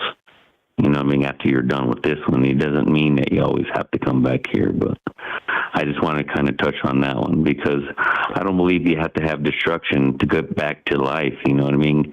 Life is what it is. It's supposed to, you know, it's like an evolve, you know, I guess it's like an evolvement, you know, we're still supposed to evolve to a higher, you know, to the light, you know, for us, I guess would be the fourth or fifth dimension, you know what I mean, where we no longer need this meat suit and all the weird difficulties that people are going through where, you know what I mean, it's not the people itself per se, but it's the, like, again, you know, something, an outside influence that's causing all this pain and hurt and destruction where, you know, it's really not needed. You know what I mean? I don't understand where people think that you have to have a cycle like that to have birth again. Once it's already birthed, it's supposed to grow and, you know, keep, you know, we're supposed to go to a higher dimensional self. That's how I see it as. Yeah, that makes sense. If you want to go, you know, if you want to go on some of that before I go into my, definitely, just real quick. So the story. So I'm calling this, of course, collapse and creation, and so this is the old ways. And I do wonder if you're spot on about this, and this is maybe the evolution of metaphysics, the evolution of the soul, as you're describing. Must you collapse to create? What if you create and then create and then create and then create? It's sort of like the the cocoon and the caterpillar and the caterpillar and the buffalo. No, the caterpillar and the butterfly. Buffalo almost rolled off my tongue like that. But in that capacity, like, it doesn't have to destroy anything. It just means that you move from one aspect to the next without destruction at all. It's what you were is no longer what you are, but what you are becoming and have become is also recognition of what might come after that too. I mean, I'm with you. I think that's beautiful. And I think that's exactly the point of these conversations, and you're spot on. What else you got? Go ahead. Yeah, man. It's just, you know, it's growth. You know what I mean? Yes, you're going to go through some trials and tribulations. That's just life. But like a total destruction, or, you know, some people call, you know, in some circles, like a reset. You know what I mean? It's just not. There's something else that's there. But yeah, for me, I'd like to just briefly get into my creation story. So it happened to me when I was a little bit younger, right? So I would say maybe 12 years old. I told about this story, but I don't know if people, I just wanted to come and represent it again, because I know people who've been around has heard this story before, but for me, it was like for my whole life, I don't know, I always had, I wouldn't say visions, but I always seen things that were a little abnormal. I don't know. It was part of my life like that. But then I had a near-death experience, right? And after that, that's when it was something, very profound for me, you know what I mean? Because it wasn't like, I know I had died, but it wasn't anything like biblical, like anything that, you know what I mean? None of that even made sense anymore after I died. None of that was like, because what I seen was like outer space, you know what I mean? It was like the universe, like all of life. It wasn't just like a light, where you wanted, people said go to the light and you hear family members and whatnot. I don't know what other people have seen when they died, but I'd never seen anything like that.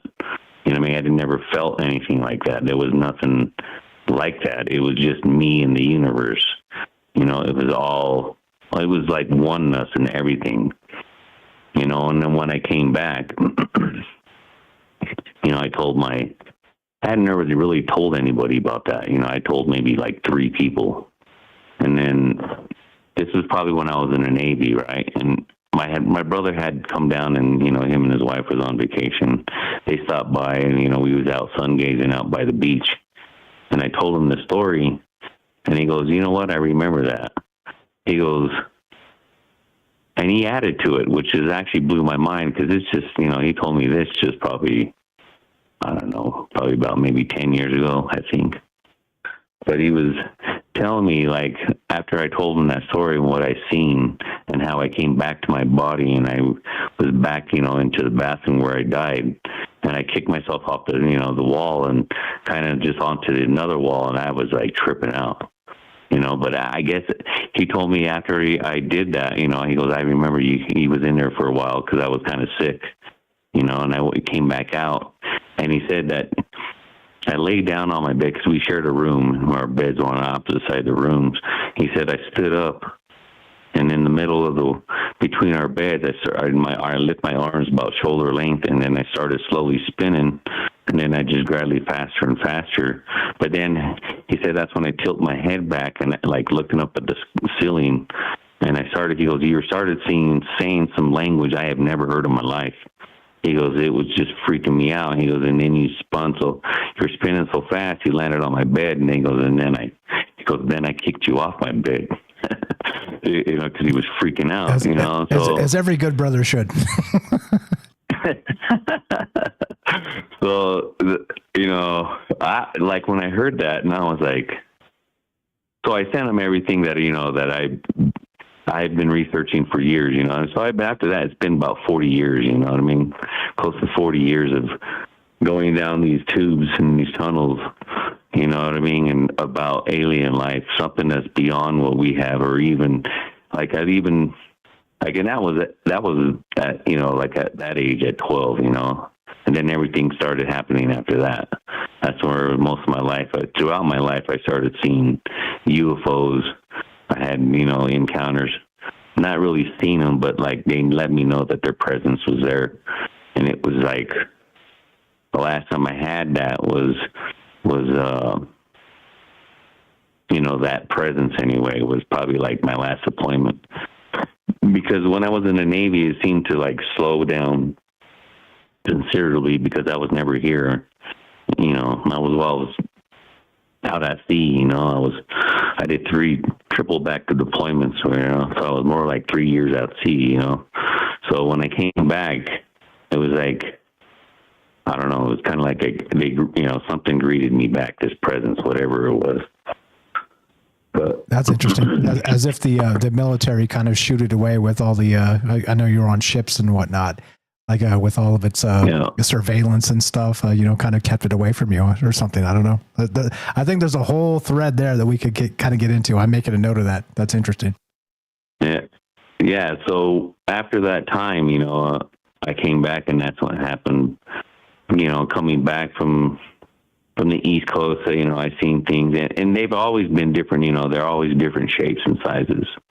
That's the thing about it. I've been with people, we've had this conversation, but I've been with people, it's not always alone, that I've always, when I've seen these things in the sky, I'm talking literally like, one was like, it looked like a falling star. Like, for instance, me and my buddy was, we was outside having a beer and like a cigarette, they had came over, but from where my house was at, it was kind of like set up on a hill.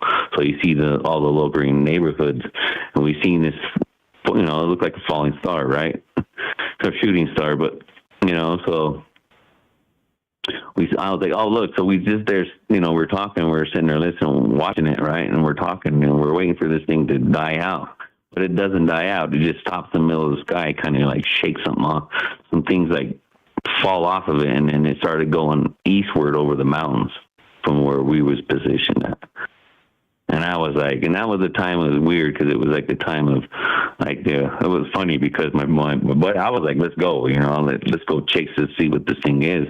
And he was like, no, man, fire in the sky, because that was like around the time when that movie was out. But yeah, man, it's been, I wouldn't say, like, okay, so for instance, when I've been on all kinds of radio stations, I've been when they first started, or when they first, kind of like with you and Frank, when you guys was first around, I was always looking for it because your show was called Little Green Men. So that's why I was coming around, because I hunt down things like that. I want to hear the conversations that different people, their encounters and what they hear. I've never, that's the thing. Like, it seems like there's a lot of the same, but not all the time when people have these encounters, whatever they, what they're experiencing, mine was a little different. It's the same, but yet different. You know what I mean? I don't know how to explain really that, but the things when, so I've been searching this. I've been on this mission for a very long time, most of my life, after that happened. So, that's the thing I've been out, looking for, and when I see some of that stuff, it's like, I've been searching for it, I've been wanting to see it again with my own, like, instead of like being asleep or unconscious or subconscious, I want to see it now with, like, physically, in front of me now, Yeah, find out how to return to that. Go ahead. I'm sorry. Yeah, just find out how to return to it. So if you guys aren't familiar, go check out that the scene from The Two Towers where Gandalf fights the Balrog. We did this years ago, and I described this to Kelly, and he said, "Yeah, that's exactly kind of it." When Gandalf defeats the Balrog in the depths of the earth itself, and he smote his ruin upon the mountainside, and then Gandalf sort of disappears. He succumbs to the universe, and time and space become nothing, and he's floating freeform into everything. And then, of course, spoiler alert for a very, very old book, he's resurrected as Gandalf the White. But that moment of that sort of time and space consideration, go check that out, and you'll kind of get an idea of what Kelly's talking about and the experience he had, that near-death experience when he was very young. And it's wild to me that fiction has a way of describing these things exactly as if maybe Tolkien had one of those himself that could describe it exactly as you did. Pretty wild stuff. Let's wrap it. We got people to get to, and it's late. You're the best, brother. Final thought. Yeah, man, I just wanted to bring that up. But like for my final thought, man, it's for me, it's just like I said, it's a mission to see what you know what I mean. I want that final thing again. And they've been around. They've always been around. It's not like it's ever gonna go away. It's been my whole life. You know what I mean? So.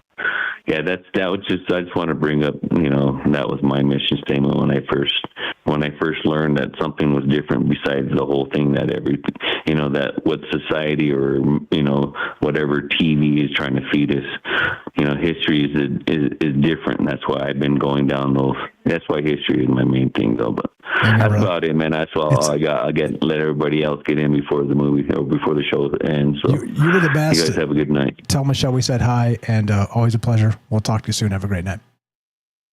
All right, brother. Have a good one. Thank you. You too. You know me, love him, Kelly. He's literally the first guy that called us and called back, and then he's still calling us years later. I was lucky enough to meet him and Michelle and their beautiful dog Isis here in Las Vegas when they came down, and very nice people, as intelligent and considerate and wonderful as you might expect. Like I said, it's weird for me to cut people off and stuff because of the radio considerations, but when you meet these people, as you would expect IRL in real life, they are more amazing than you would ever dream. Thank you for the call, Kelly, and thanks for bringing the fam to meet us in Vegas. Always a pleasure. Looking forward to that again. Love to hear your thoughts on this. We're talking origin stories. What radicalized you? I love this question because everybody's got one, and maybe people have more than one because, again, dark nights of the soul as they, kind of happen one after the other. Maybe there's more to it. Maybe there's this one and that one and the other one. And then here we are talking about these wild ideas. Appreciate you, Kelly. Thanks for the call. Eric in Ohio. I think you have this. Wait, do I have you muted? Oh, yeah. I'm sorry about that. I have you muted because last time we talked, it was like a... So that's my fault. Let's try that again. Eric in Ohio, you're on Troubled Minds. What's your brother? Go right ahead. Sorry about that. Oops. Hey, I was just thinking about the origin of superheroes. Before the origin of superheroes, everybody who was like a superhero, like in ancient times, were touched by divinity. You had demiurges, you had demigods, you had lesser gods, intermediate powers, you had demons, you had devils, you had demons, you had all kinds of things, but their powers were all derived from the spiritual world. They had been touched with divinity in some fashion. And the origin of superheroes is like the severance of that, saying that external power for determining justice on the world circumstances, which was kind of the domain of gods. They were the ones laying down the laws of the justice for any kind of inequity and injustice in the world. And that was kind of severed when superheroes was invented, because then that was internal inside of them and not dependent upon anything external. And if you think about it, it was also kind of like resurrecting a Western apocalyptic tradition, at least in the sense of Gnosticism, because, Gnosticism was that flavor of Christianity back in ancient times that just didn't quite make it. It was going somewhere at one point, but it kind of fizzled out, and another form of Christianity took its place. And Gnosticism is based on wisdom. The word is based on the word gnos, which is a Greek word that means wisdom. And so I don't know if you've read any of the ancient Gnostic Gospels or anything from the Nag Hammadi library, but when you read these Gnostic Gospels, they all sound like ancient self-help books. They're very much about how the power is within you and the decision is within you, and God, the power of God, Jesus is within you to work through you, and not for you to be praying for externally receiving some kind of a gift, the way they were structuring their Christianity. And also that, like, Jesus was like the answer to having some autonomy inside a monotheistic structure. So the idea of having you being able to determine, like, it should be incumbent upon you in Gnosticism for you to be able to determine the difference between good and evil. And that's kind of what superheroes are, right? They've kind of taken that Gnostic idea, now that the power resides within them, and they do have the power to establish justice in an unjust world. Also, with that great power comes great responsibility, which is what Gnosticism was trying to say, is that the power of God is in you, and now how you use that power invokes a great responsibility inside of you. Like the Gospel of Mary Magdalene had said it best when they would say, "He who have eyes should see, those who have ears should hear." Basically, you should understand that this power is within you and you should be using it for a just purpose. So I was just thinking of how those origins are very mythic and older ideas in a sense than what you would suspect being embodied in the side of the superhero genre. And Superman being the first sort of superhero he's very much like Achilles, because Achilles was a demigod. He was kind of like that deity set down to earth that was part human and part divine, which is sort of the implication in the last iteration of the movies of Superman, like that you guys were talking about earlier, right? And so Achilles was taken by his mother, who was Thetis, and she dipped him in the river Styx to make him invulnerable and immortal, so they couldn't be harmed in battle in any way. And she dipped him into the river Styx, which normally makes people forget all their memories, like if you're just a normal mortal. But for him, it made him invincible everywhere except where she was holding on to him, which was by his heel. He was like a little baby. She dipped him in there. But also, real quick on that, but also he was a baby. So if you wipe like a 3-month-old baby's memories, I mean, you're just kind of starting over anyway, right? So it's like almost no ill effects from that. You just treat him as he's a newborn at 3 months, but now he's invincible minus the heel. Yeah, that's true. That's true. Yeah, he was a little baby. But he had his Achilles heel, which was like his kryptonite. Like he was invulnerable in every sense except for one thing, and it's kind of analogous to Superman being invulnerable to everything except one thing.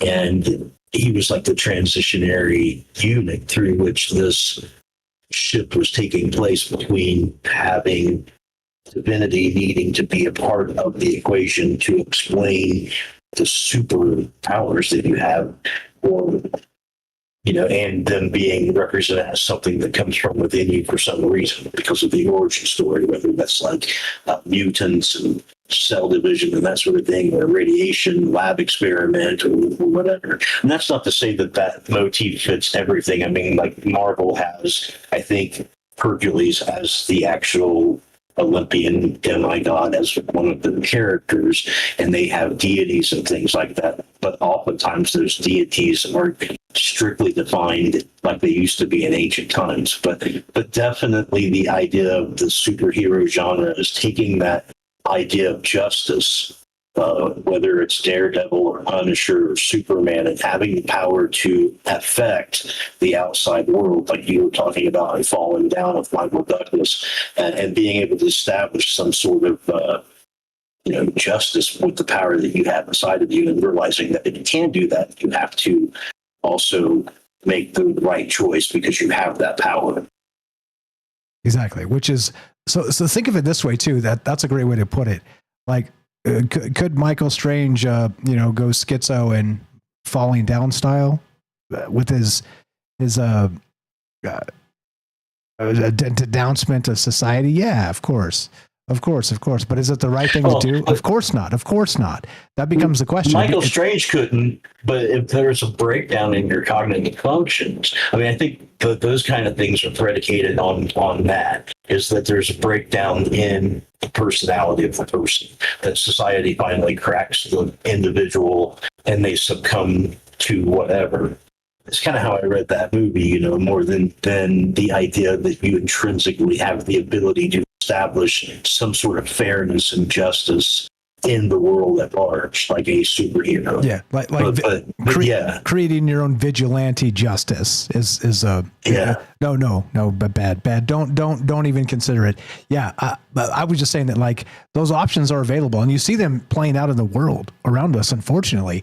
And those are people that just need a little help. Like think about like your darkest thought and your darkest moment. And when somebody did something kind for you that brought you out of it, or whatever it was, whatever moment it was that kind of, maybe you brought yourself out of it, whatever that was, I think those are the things that make troubled minds go. And like I said, troubled minds is a term that has long been used to describe mentally ill people. But also go look up the term yourself. There are multiple meanings of that.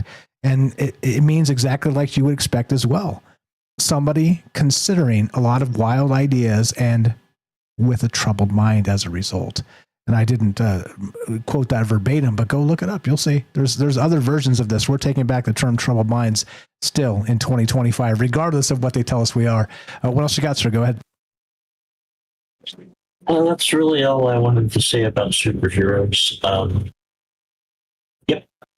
Fair enough. I appreciate you very much. Thanks for staying up late with us. I know you're out there on the Easterish coast, and always a pleasure. I appreciate the call. Thanks, sir. And you have a great night. You are the best. You know him, you love him. That's Eric in Ohio, the official weirdo of Troubled Minds. I don't know. We'll get back to that at some point. He's the best. Go give him a follow. Hammersmith Music, troubledminds.org/friends. Scroll down just a little bit. When you click that, it is alphabetical. Scroll down, go check out the music he's making, and very simple. Click it. Go follow our friends and go support each other. That's exactly the point of this, of doing this live like I do. Like I said, all the imperfections of this show are for the explicit reason of meeting people and talking about things in an imperfect format. Welcome to the joint. 702-957-1037. Click the Discord link at troubledminds.org. Let's go to Jen in Missouri. What's going on? The Arcane Observer. Welcome to the joint. It is all yours. What's on your mind, my friend? Oh, how's the sound? Fine? Yep, you sound great. Go ahead. Yeah, I mean, the origin stories for individuals is very difficult. I think that many times over, what would seem like it would be the origin story is not significant enough. It does shape the individual.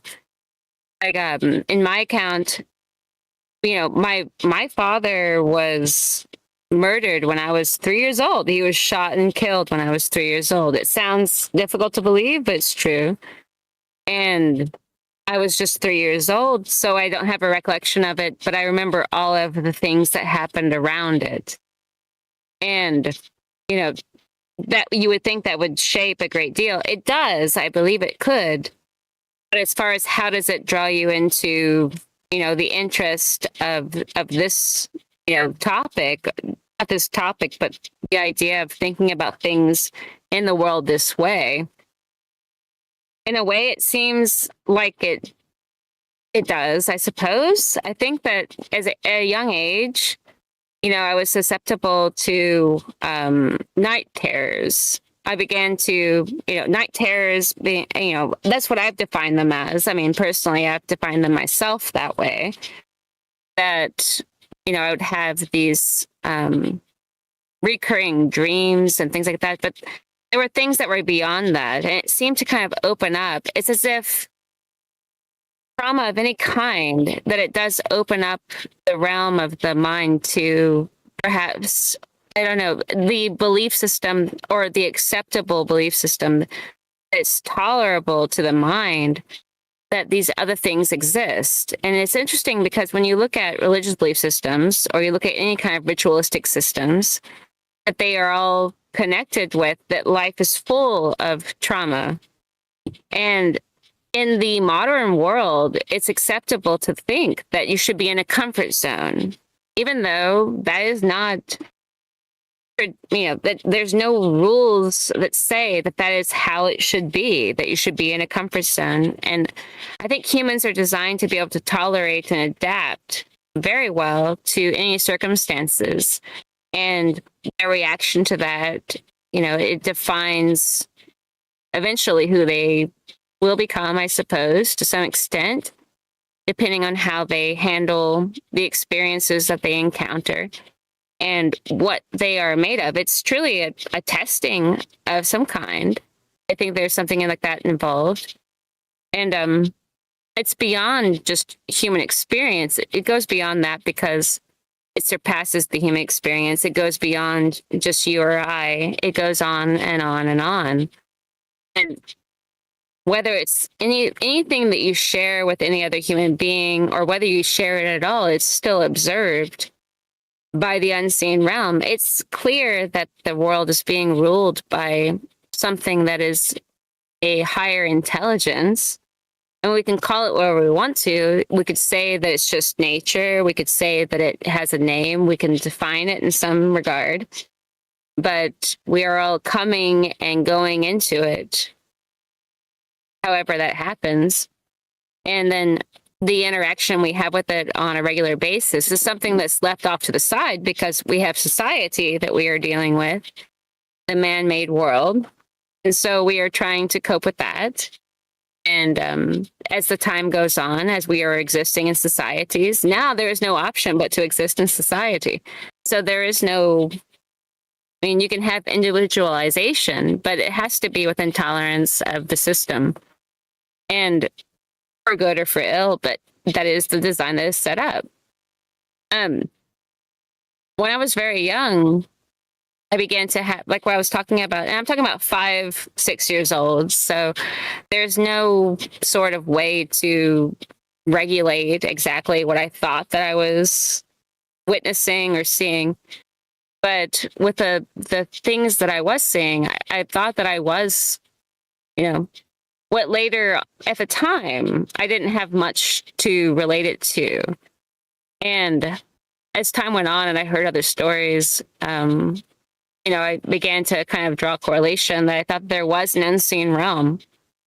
And I began to research that. This was before, it was very prevalent that you had these podcasts or anything of the kind. There wasn't much of that available. I mean, internet wasn't quite what it is now, not at all. And so it was mostly independent. So I read a lot of books. And then I took up a lot of personal experience where I would attempt very seriously to make contact with that realm and in every way that I could. And through that, many times, it resulted in absolutely nothing. And then on occasion, on some severe occasions, it was undeniable. And I was fairly skeptical to some extent. I've always been pretty pragmatic. But there were things that, but I was in my youth. I was, it was early on in my early 20s. So it was pretty pronounced. And there were things like that I saw, that I heard, that made me believe there was much more to it. And then a great deal of research, but all in those books and all in those stories and all in even personal experience. That was all that, I think the personal experience is all that really mattered to me in the end. And the personal experience of myself. And then, oh, that's one of my dogs. He's just a beagle pug thing. Yeah, he's keeping the space safe. That's what they do. Yeah, he's doing his thing. But, it's, I don't know. I 1 second. Yeah, no problem. Yeah, lots of things in play here. And again, think about that too. In some of this happens even pre-memory or is sort of in the formative memory space that we can't even describe, and it sticks with us forever. And that's wild to think about. Maybe things you never considered brought you here tonight, and here you are tonight. Shout out to the beagle out there keeping things safe. I really took it very seriously, though. I also was raised in a fairly religious household. So there was a lot of traditionalism, a lot of code of conduct in every way. And, there was all these things that were at work in the makeup of, the way that my mind thought about everything. And I was just, taking it all in. But as time went on and I eventually, I'm talking about, now I'm back to my youth as far as like, before I was out of school or anything of the kind. But even at that point, I was still fairly cautious. It wasn't until I had kind of went off on my own that I really began to try to explore these things. And I only did that for about, I'd say like 7 years or something like that, where I was really open to, seances and things like that, trying to communicate directly with the dead. And I encountered a lot of things.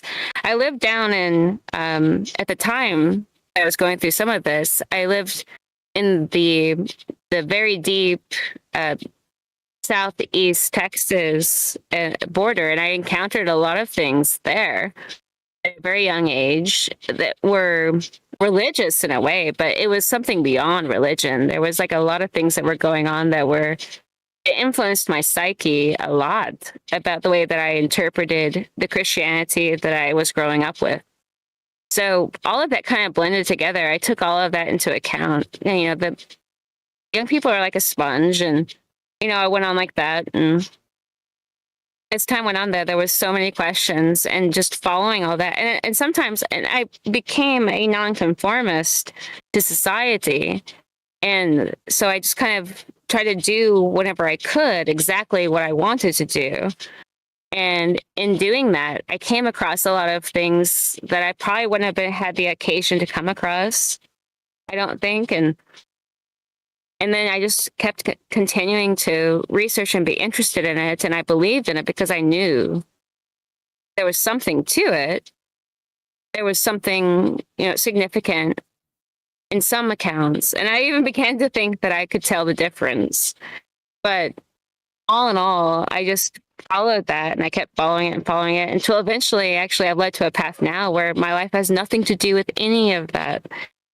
But I still like to revisit it and talk about these things often because I spent a great deal of time fascinated with it. And not only believed in it, but I still to this day have no doubts about a lot of things because I saw it myself.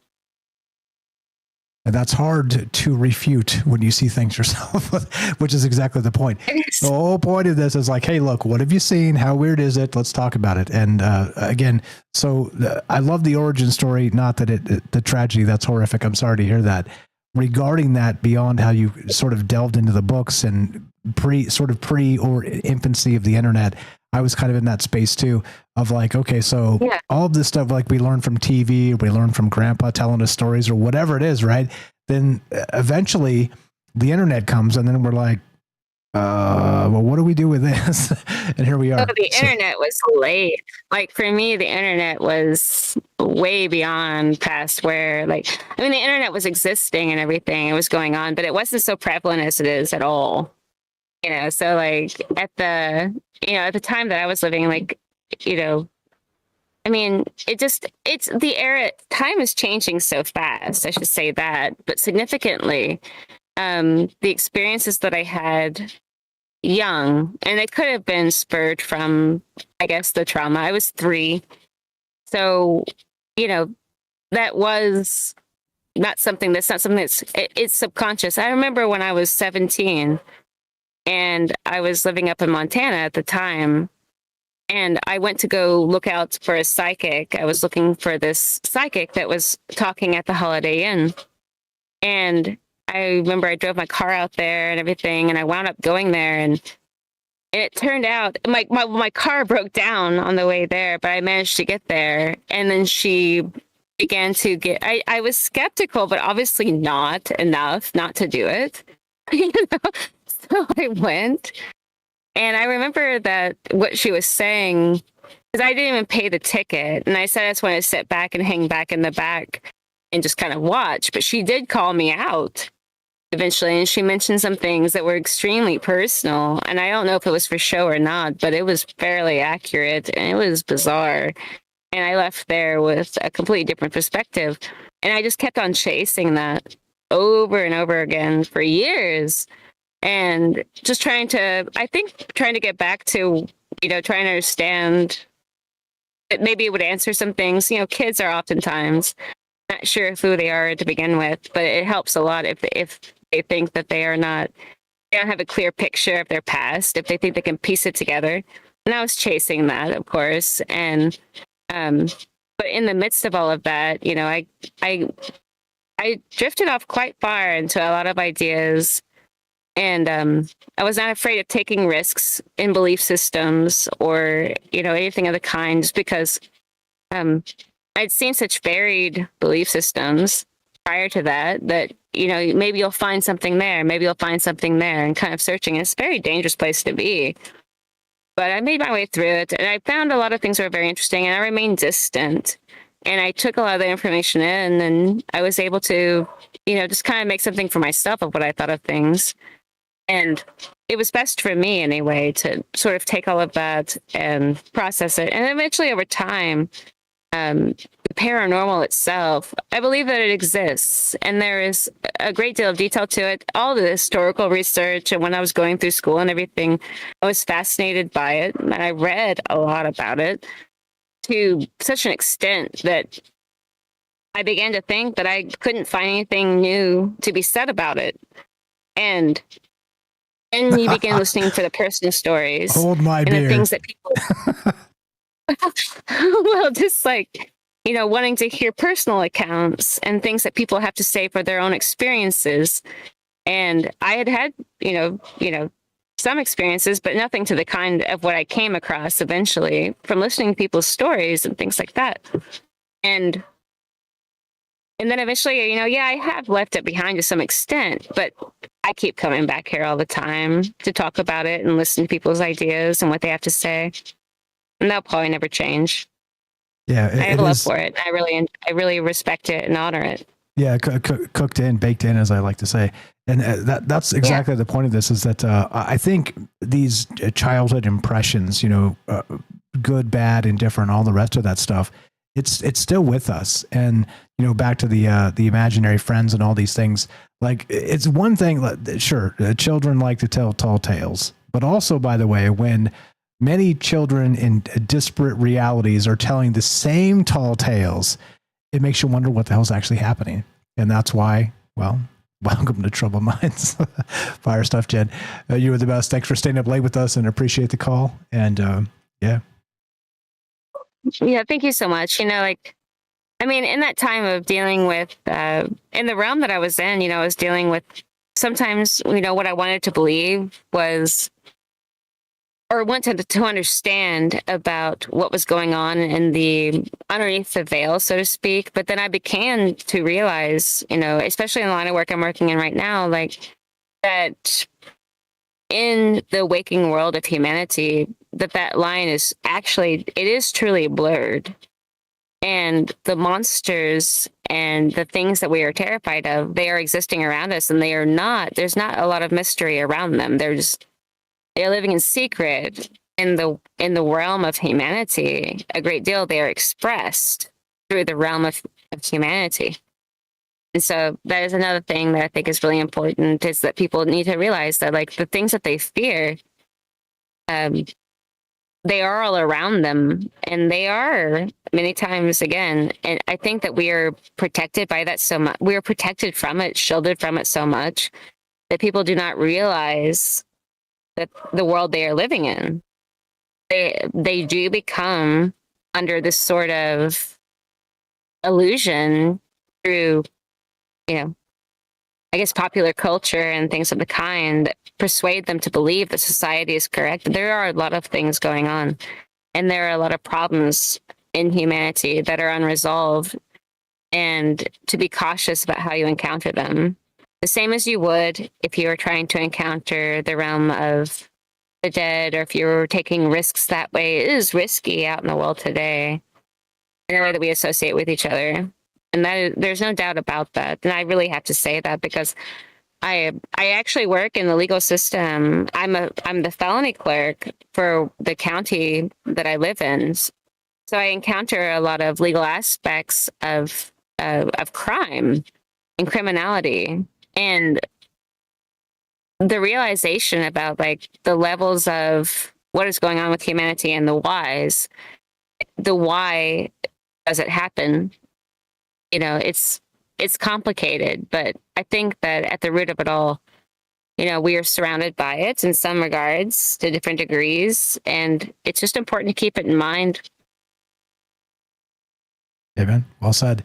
Can you give me the status update on your YouTube channel? My apologies, I haven't checked recently. Is it up? I don't know if I'll ever get back to that sucker. Like, okay. I keep on right. meeting. I have probably 20 videos that I pulled from it, and I've only left like 5 or 6 up. And I do intend to get back to it, I think.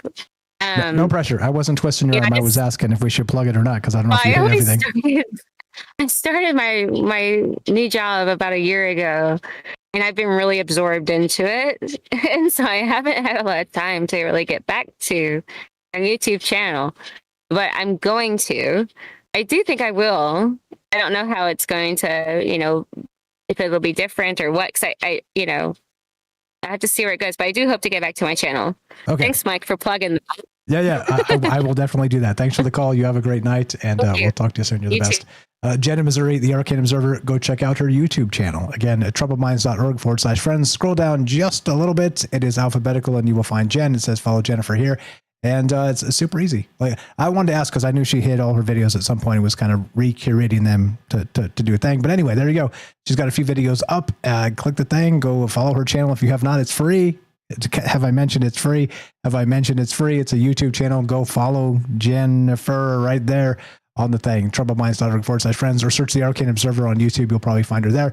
And also, by the way, don't forget, she's also the weekend host of Salcedo Paranormal. So check that out as well, which is a nice bookend as part of it. James, lots of things in play here tonight. Lots of wild ideas flowing through as we normally do.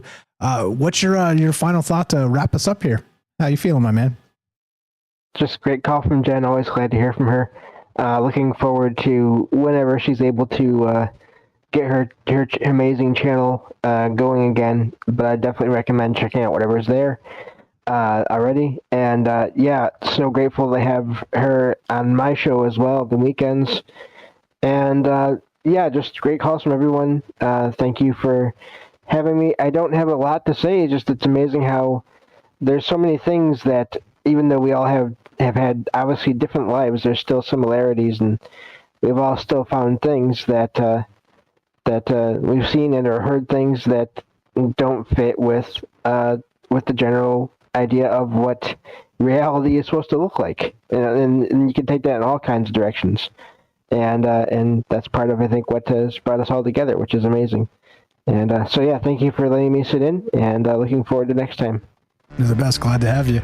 You know him, you love him. James Salcedo, SalcedoParanormal.com, the paranormal expert of Troubled Minds, and of course the glue of the show. And we were talking about this earlier, and I tease him from time to time, but it's legit, right? If you read a bunch of things for a very long time and learn a ton of ideas about, let's say, for instance, metaphysics, does it not make you, an expert? Wink, wink. Well, sorry, James, you're an expert. That's just the way this is. Please go follow him. Yeah, I know he laughs at me, but it's true. Look, go check out his catalog of amazing things. He's got are we like 900 episodes in? Like how deep is that? 850? I lost count. 835 as of yesterday. 835. There you go. Yeah. Of all manner of paranormal experiences across the thing. He does book reviews on not just Stephen King, Charles Fort, all manner of things, and that's the whole point of this. 835 as of yesterday, different episodes on different accounts. So and he's done these things, researched them himself, done them on his own podcast, had guests. I've been on that show. Jen has been on that show. Derek the Night Stalker. Eric has been on that show. So many people have been on that show. Who else? There's too many. Ricky. Yeah, too many to name. Yeah. Too many to name. Many of the people in this group have been on that show. Is it Michael W? I think has been on that show. So many people. The deal is this. At some point, and I keep saying this, that there is no greater actual paranormal repository of information than James's podcast. If you're not following it, you're not listening to it, the episodes are bite-sized, they're like 24 minutes long, perfect for a commute. Please go follow James. Do the things, listen to what he's doing, go read his books, troubledminds.org/friends, follow James, or of course Salcedo Paranormal. You're the best, brother. As you know, glad to have you here. Thanks for showing up and lowering my blood pressure by 10 beats per minute just by you being here. Appreciate it very much, because I got my wingman to back up here. Look, that's it. That's what this is about. It's about people. To boil it down to one single word, it's about people. It's about what people believe. It's about what people have seen. It's about how people change those beliefs. It's about what it means from the time you're born to the time you expire. We're talking about human cycles. It's important. But also, by the way, sorry, I digress. Shout out to Puff over there. Thank you for the generous donation on Rumble. Appreciate that. He says, thanks, Michael. Arts from the Rumble crew. Appreciate that very much. Thank you so much. And also to the Robert over there for the shouting out the Night Stalker and saying, if anybody can figure out the Marvel Universe and fix it, it is Derek the Night Stalker. And I think he's right. Look, keep dreaming, keep thinking, keep considering things that are outside the beaten path. Because look, let me tell you something. When you talk about consensus reality, it is also built with Bernays propaganda. And if you don't believe me on that, go back and do the deep dive and you will be shocked, terrified, horrified, and that's why we're as weird as we are. As we finish, it goes exactly like this. If you want to help Troubled Minds help our friends, troubledminds.org/friends, troubledfans.com, all the rest of the things. Be sure, be strong, be true. Thank you for listening. From our Troubled Minds to yours, have a great night. Which button do I press to finish this? Is it this one? That'll work. Thanks for listening. We'll see you guys next time, God willing, on a Tuesday. Let me know if you got some ideas for some shows. Thanks for the nice emails and all the rest. You guys are the best. Michael Strange, out of the stream. Hey, but also there's like some bonus Easter egg stuff. If you haven't joined the Discord, join the Discord. I'm about to talk to the Discord after I cut all the rest of y'all off. Ha! There we go.